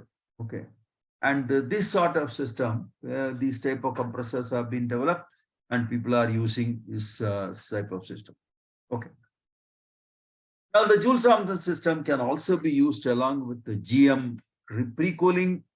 So for Joule-Thomson coolers using helium, pre-cooling of the gas below 50 K is needed, and this is done by a 2-stage GM cryocooler. So Joule-Thomson loop helium gas flow can be only a few % of the total mass flow, and this can be passed from the compressor.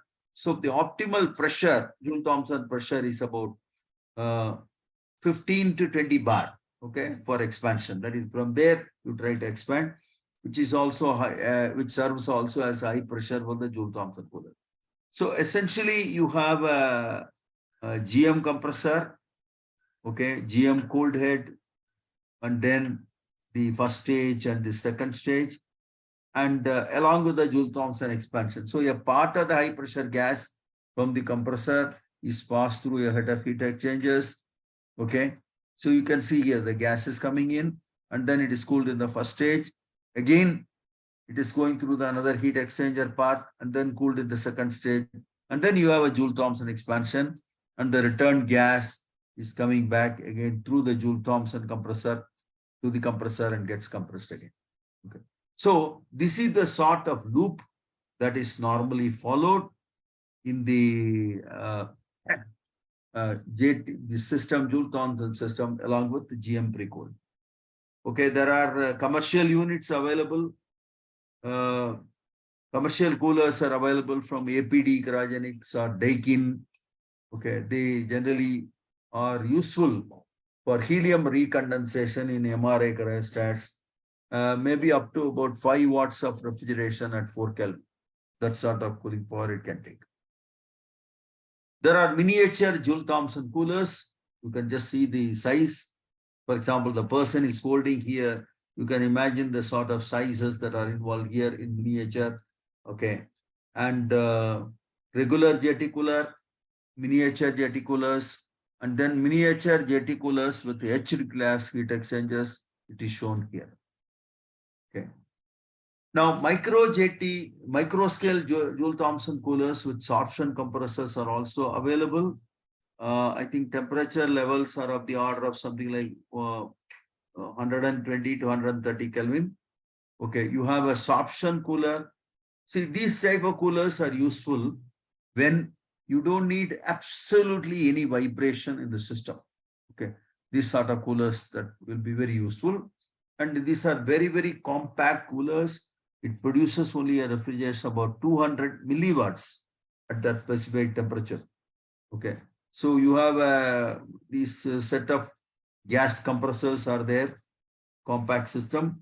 So whenever the temperature rises, pressure will increase, and whenever temperature goes down, pressure will decrease. So if you try to do the high pressure and low pressure, if you want high and low pressure, the sorption compressor you have to heat or cool down. So then it can be done. Heating can be done either by external, by a heater or internal heater, or you can also use, the cooling can be done by the appropriate solar panels. The cooling can be done by the panels by exposing it to the cold atmosphere. Okay. So you have this sort of cooling is actually produced in this particular zone by this sort of system, which is sorption compressor. Okay. There are a couple of details are given here. The sorption compressor details, then the MEMS valves, micro electromechanical type of device systems. Okay, MEMS valves, and then etched glass heat exchanger sort of things, the Joule-Thomson loops and so on. Okay. Okay. There is also a mixture gas Joule-Thomson coolers. Instead of using directly only air, directly only the nitrogen or oxygen, you can use combinations of hydrocarbons or fluorocarbon along with the nitrogen. It is called the mixture gas for the temperature range from 60 to 100 Kelvin. Okay. Now, mixture gas of neon and hydrogen are used for lower temperatures, and they allow larger cooling powers with faster cooling, and especially for low supply pressures. Now, a commercial cooler of this type is adopted by APD Cryogenics and is well suited for 100 to 150 Kelvin range with applications of cryotrapping or cryosurgery. So you can see, for example, the hydrocarbon mixtures along with the nitrogen. So 7-component mixture is used for obtaining the low temperatures. So for example, here, you can see the P low pressure is about 1 bar, and the temperature reached around 75 Kelvin, hot end temperature about 240 Kelvin. So you can see the 7-component mixture can give you the low temperature of 75 Kelvin with a very good COP, 0.228. Okay, and the percentage of Carnot is almost about 68.4. What are the components present? Neon, nitrogen, argon, CH4, ethylene, ethane, and butane. So these are the 7 gases which are present. So a lot of research work is going on in this area, and some work is already done, but IIT Madras on this area. Okay, let's move on to the Stirling coolers. What are the developments that are happening in Stirling coolers? Now, Stirling coolers, people are now adopting to compact coolers. Okay, why? Because the applications require less power input into the system, at the same time, low mass of the total system. We have already seen Stirling coolers are quite suitable for making them compact because the compressor is directly connected. So rotary reciprocating compressors are being tried. Okay, you can also use linear drive compressor. Rotary reciprocating compressor will produce compression in this zone. Okay, as it rotates, it keeps on, gas is getting compressed, and then the compressed gas comes out at this point, at this zone. You can see here. And in the linear drive compressor, then it uses linear motor compression.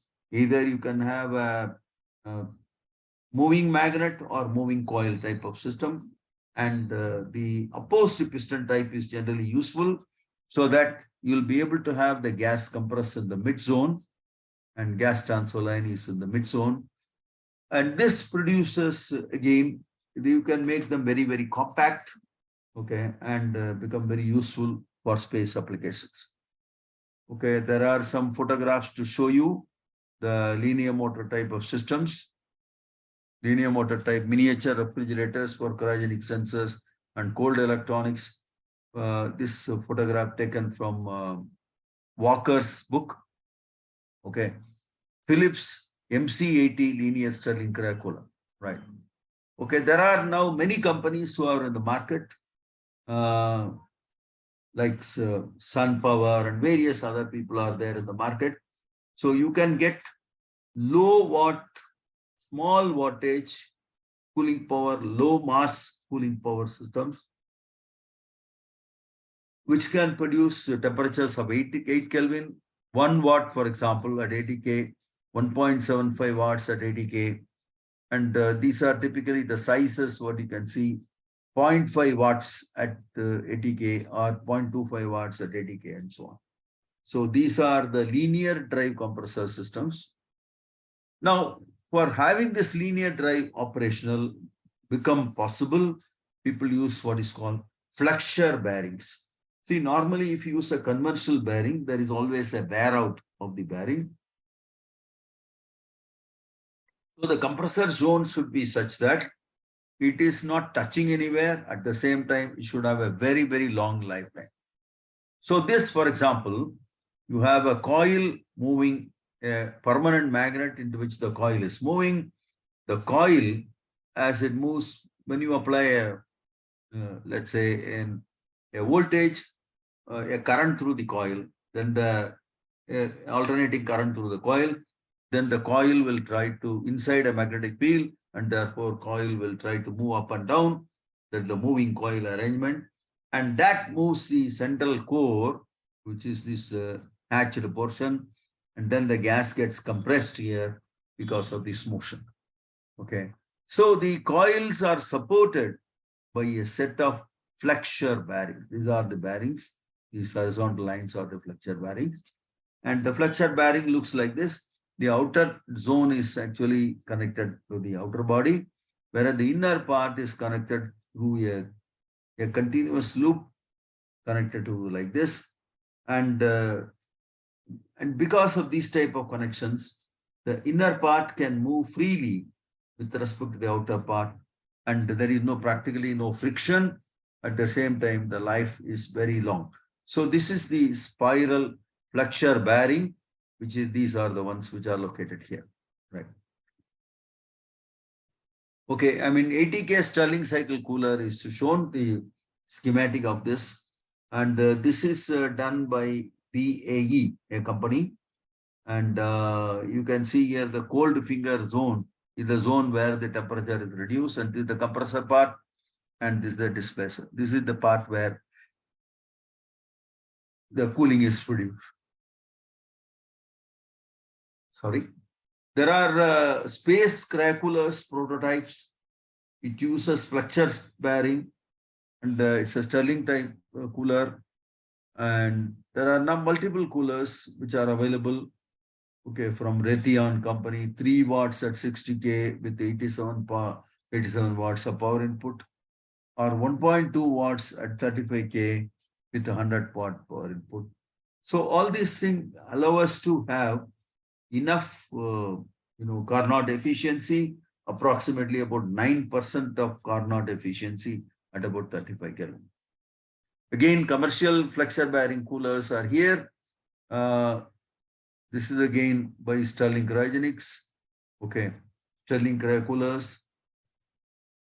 So you can just see the sizes and the approximate, and the cooling is always produced at the cold tip at the top. So these are some of the later development or recent developments in this area. Let us move on to GM cryocoolers. What about the GM cryocooler? Now the GM cryocooler, as we already mentioned, we are using commercial, simple reciprocating, refrigeration compressors for producing the helium, make them as helium compressors for running this GM coolers. What people have done is now improved the performance by using scroll compressors, okay, in place of simple reciprocating compressor. That is number one, what they have done. Secondly, they use special regenerator materials for the GM coolers so that the temperature can now be extended down to 2.3 Kelvin. Okay, that is the next step what they have done. Now, higher compressor power is used to obtain increased cooling.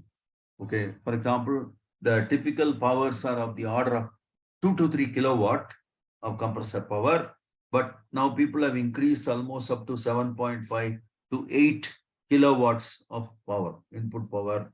So this gives you larger mass flow rate of the compressor, and automatically it leads to increased cooling power of the GM cooler. Now there are also people who have used labyrinth surface finish for the displacer. This is done by advanced research systems, and they are being able to get much higher cooling powers in the GM coolers. There are many commercial suppliers, something like APD Cryogenics, Sumitomo, Cryomec, Janis, ARS, all these different people are available in the market.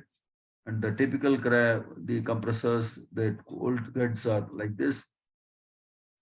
Okay, now what has happened is, if you go to pulse tube coolers, now DC flow corrections have been introduced in pulse tube coolers. And there are also developments of Stirling and GM type pulse tube coolers. Inertance tubes are used as phase shifters. And there are pressure wave generators of Stirling type. And people have also gone into what are called thermoacoustic systems. I have not discussed this much about that here, but anyway, we will just say thermoacoustic systems. Okay. If you do not want to have any vibration whatsoever in the system, then one has to use sorption coolers. This is internationally the important thing for the space applications. And the sorption coolers, what happens is they have a sorption bed absorber, which is present here, which can be connected to a heat switch, so you can make it hot. When you make it hot, pressure increases. High pressure gas will be the outlet from here, and that is pre-cooled, and then Joule-Thomson expansion can be done. So you will be able to produce cooling and probably collect a liquid reservoir. You get certain quantity of liquid. And then the low pressure gas, the liquid reservoir now become useful for cooling an object, and then converts to low pressure gas and enters back into the compressor.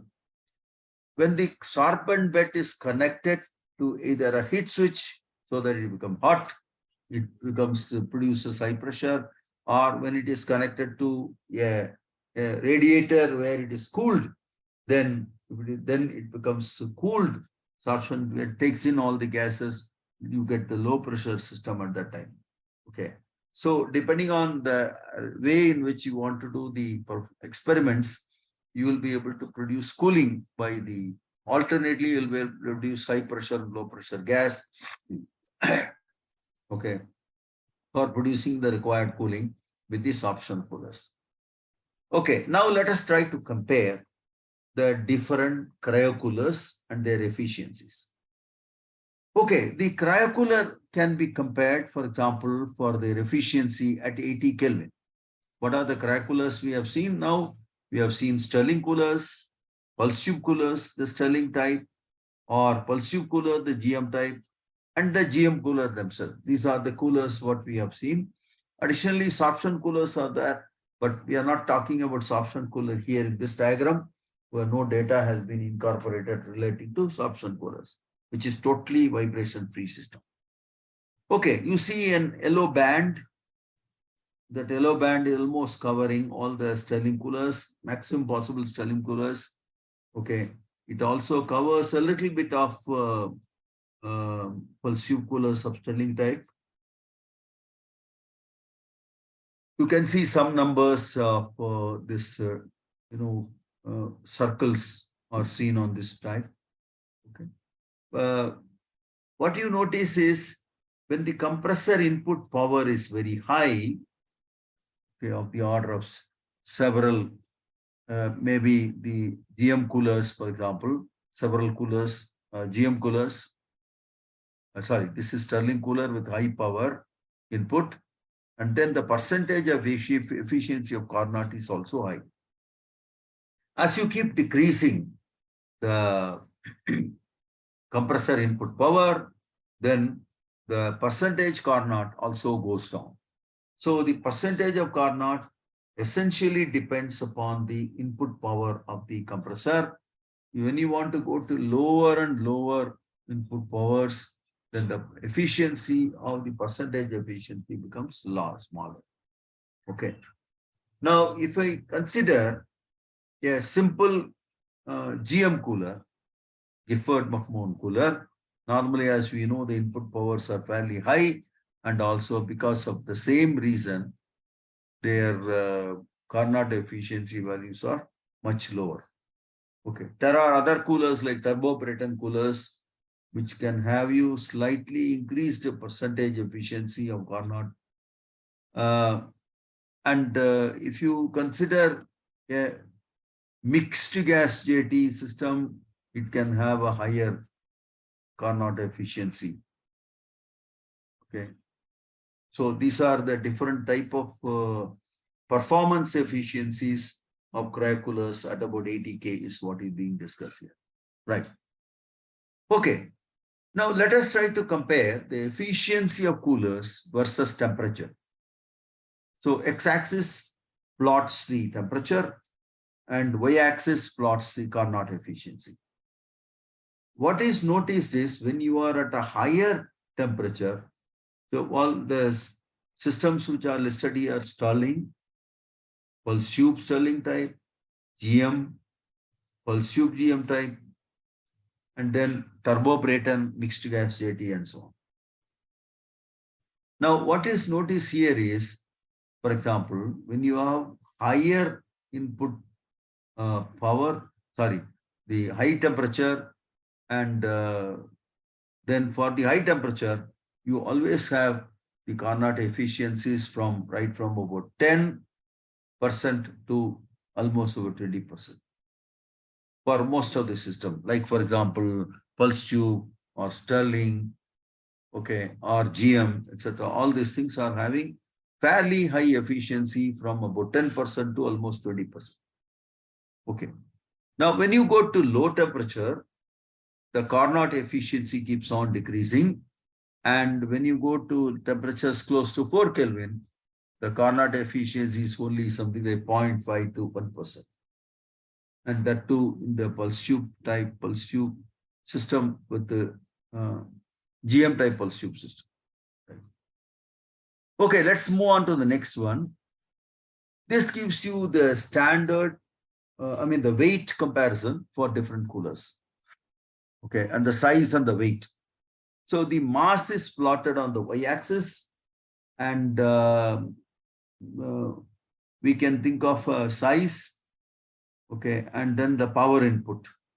So what you find is if you want to think of heavier masses, you can start with the pulse tube at the smallest mass, the high frequency, the pulse tube, okay, and then the turbo Brayton systems, and then it become heavier. Then JT with the mixed gas type of system, still heavier. Then GM coolers are the heaviest, and then the pulse tube of low frequencies with the assisted by GM compressors are the heaviest sort of system, right? So what is noticed here is that as you keep on increasing the power into the system become more and more and more and heavy. Okay, that sort of system. So that's what is the behavior also says.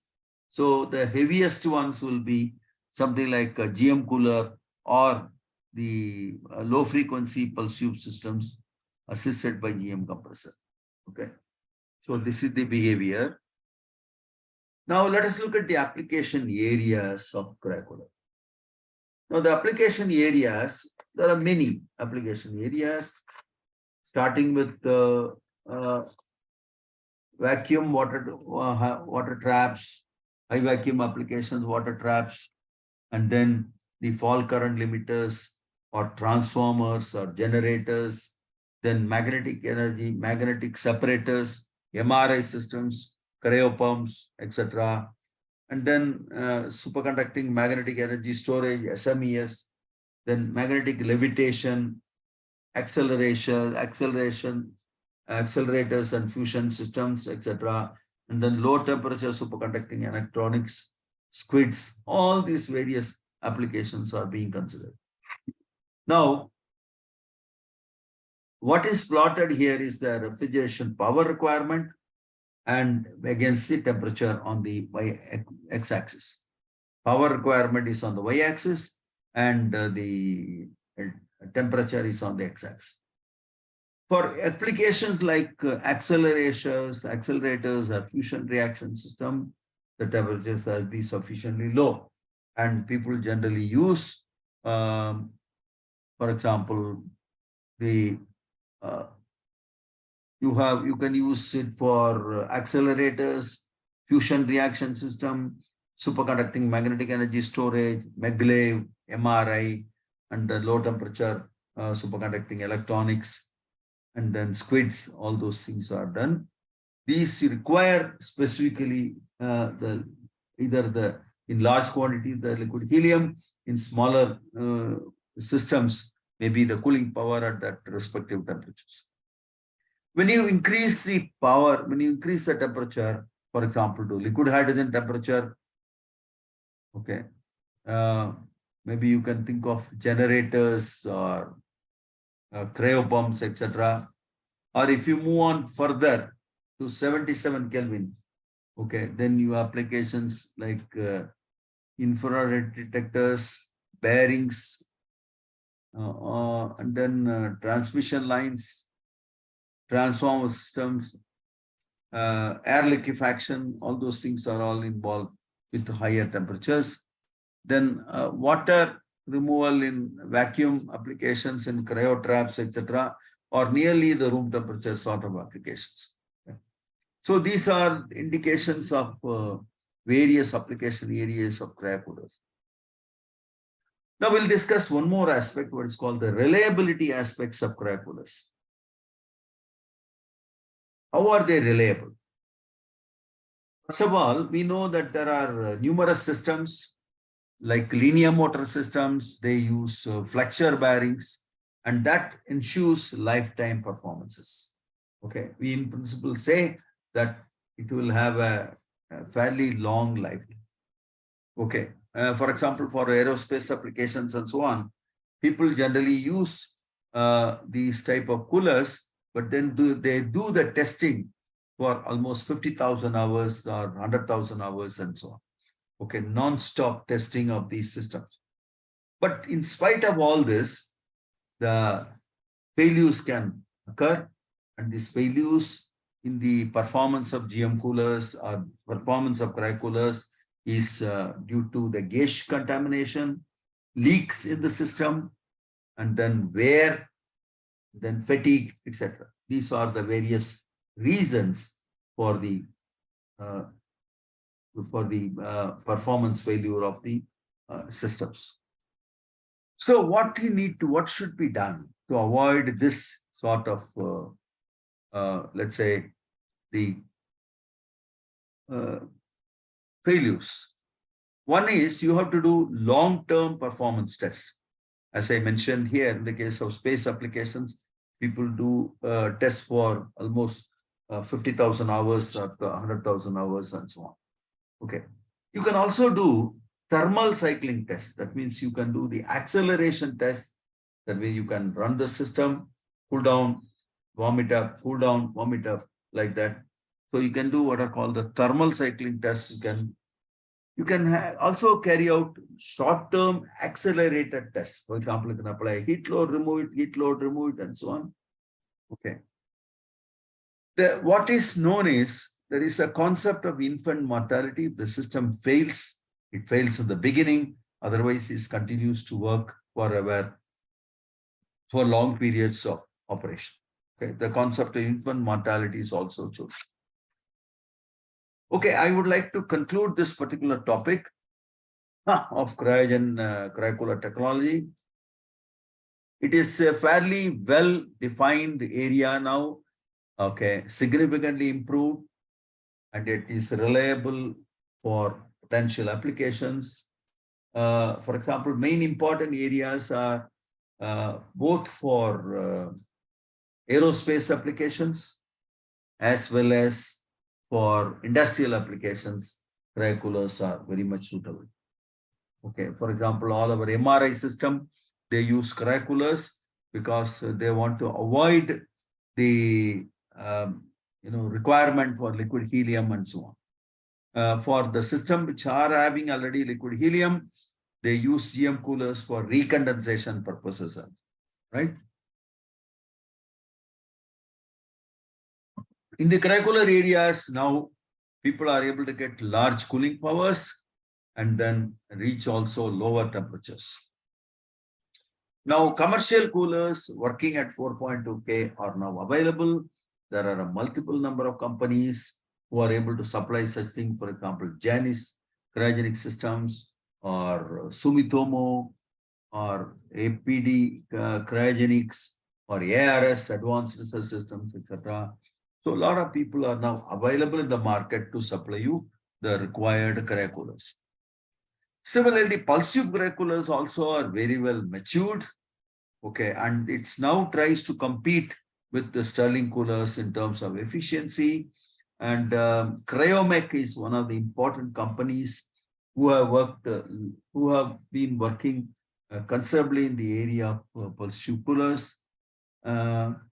There are also many other companies are there, Sun Power, and a few other companies are available for supplying these type of cryocoolers for the applications. Sorption coolers and solid state optical coolers are another new areas for further developments. Sorption coolers does not have any moving components. They essentially use only static compressors. For example, just by sorption, the high pressure is produced, the desorption, the high pressure is produced, adsorption, the low pressure is produced. So you can do this alternately and try to introduce a pressure waveform required for the cooling.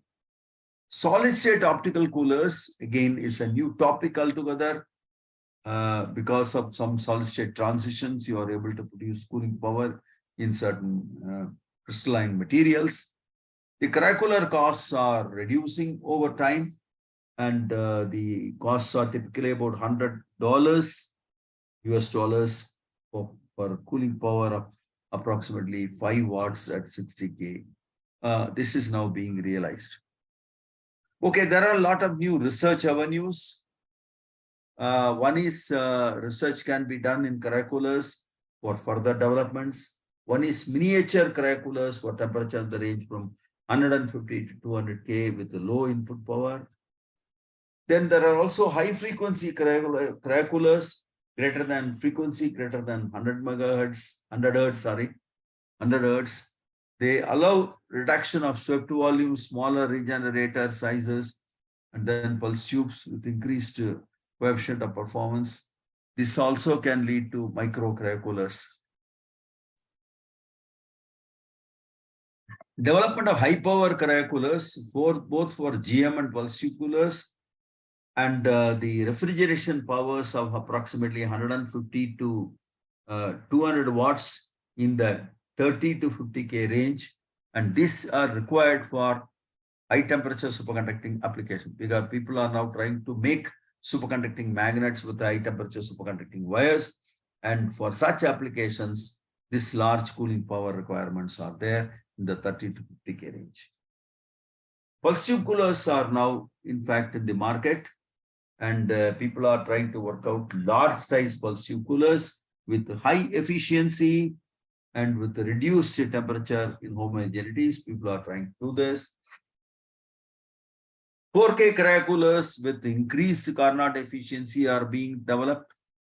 And then micro JT coolers, sorption coolers, and optical cryocoolers are all some newer areas where people can start working. Again, I have not discussed the topic of thermoacoustic cooler. As you know very well, the thermoacoustic cooler utilizes the acoustic energy to convert to thermal energy and vice versa. And the thermoacoustic coolers are useful because there are no moving components in that, for both for refrigeration as well as for power generation. People are now contemplating and using. Theoretical modeling, for example, models are also well developed.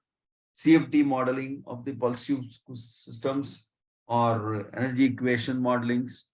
These are the several models which are done, and people can work in some of these areas to look forward to newer areas, newer developments in the area of pulse tube cooler, in the area of cryocoolers particularly. There are a number of references which have been used for all this data, what has been assimilated here. Okay, of which Randall Barron is still the one of the basic fundamental textbook for understanding the cryocoolers. Okay, still it is there. There are a lot of lectures by Professor Milind Atre in NPTEL, Mechanical Engineering, Cryogenic Engineering, and the HTTP website has been given.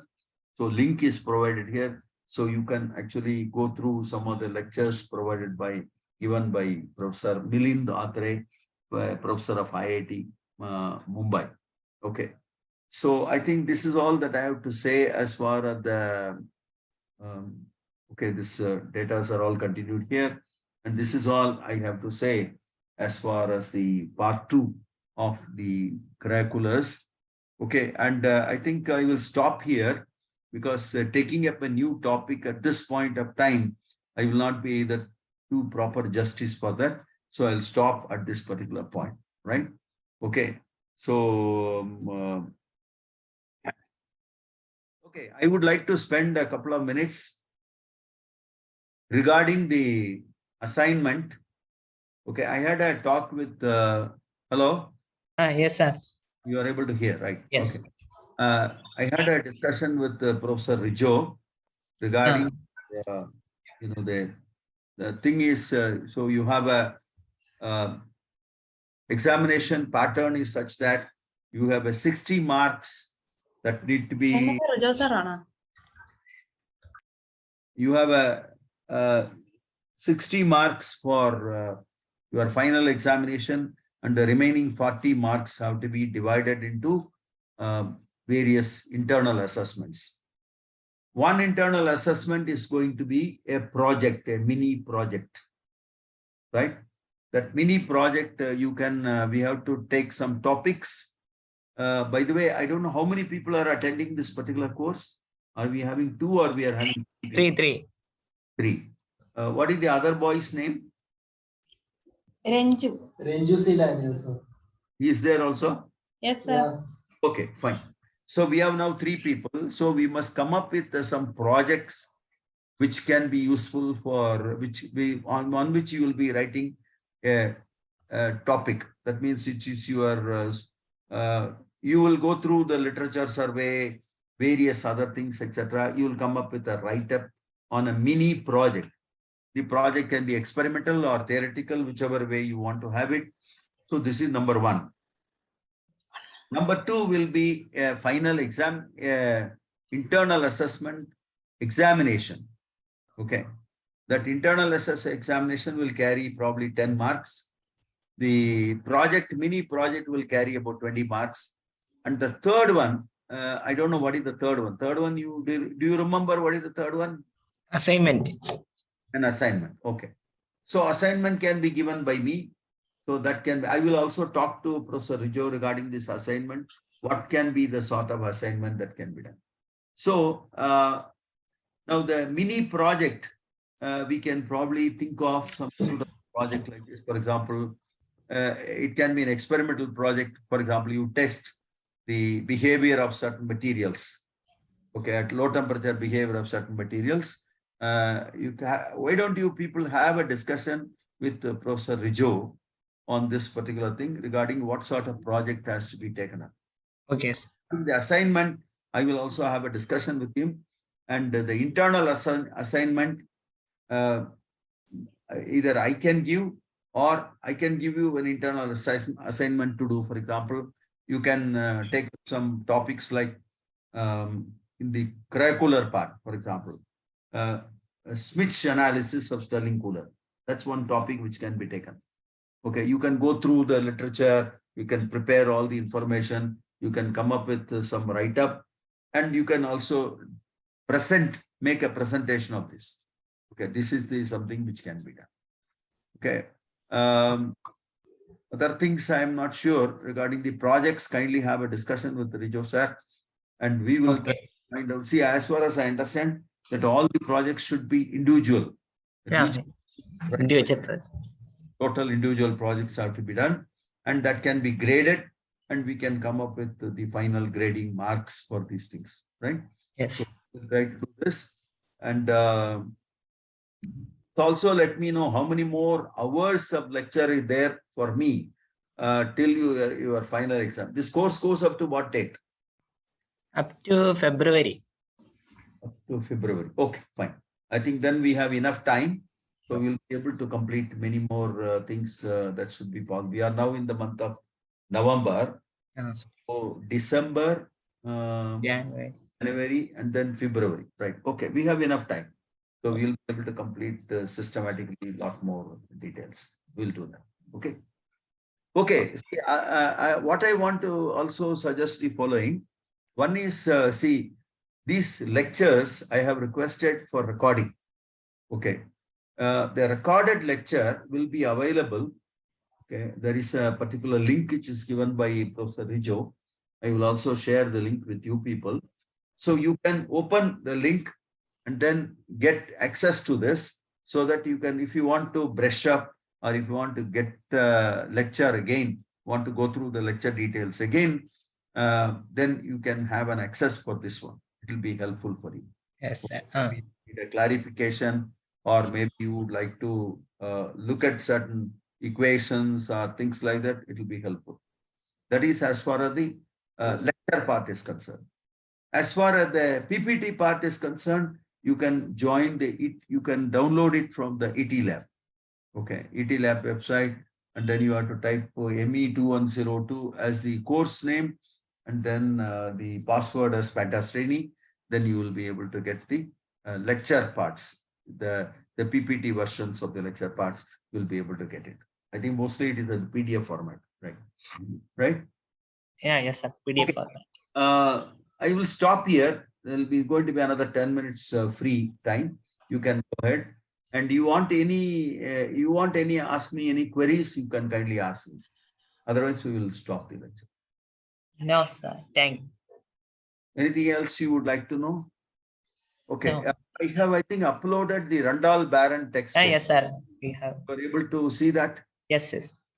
Okay. I will also see there are a couple of other cryogenic textbooks are there. If I am able to get the online versions, I will upload them also. Okay. Okay, sir. there is a handwritten lecture notes from my end, not the entire topics, but for some limited topics it is there. I will try to upload those information also. I have scanned them. I uploaded last time. I think the data is available here with me. I will upload this as well. Okay. Okay. Okay. I have not uploaded the curricular parts so far. So we are completing the curricular parts by these lectures, right? So I will upload the lectures of the curricular also on the website. Shortly I will do. Okay. Okay. All the very best to you. We'll stop our lectures here. Okay. Okay, sir. Thank you, sir. Okay. Thank you.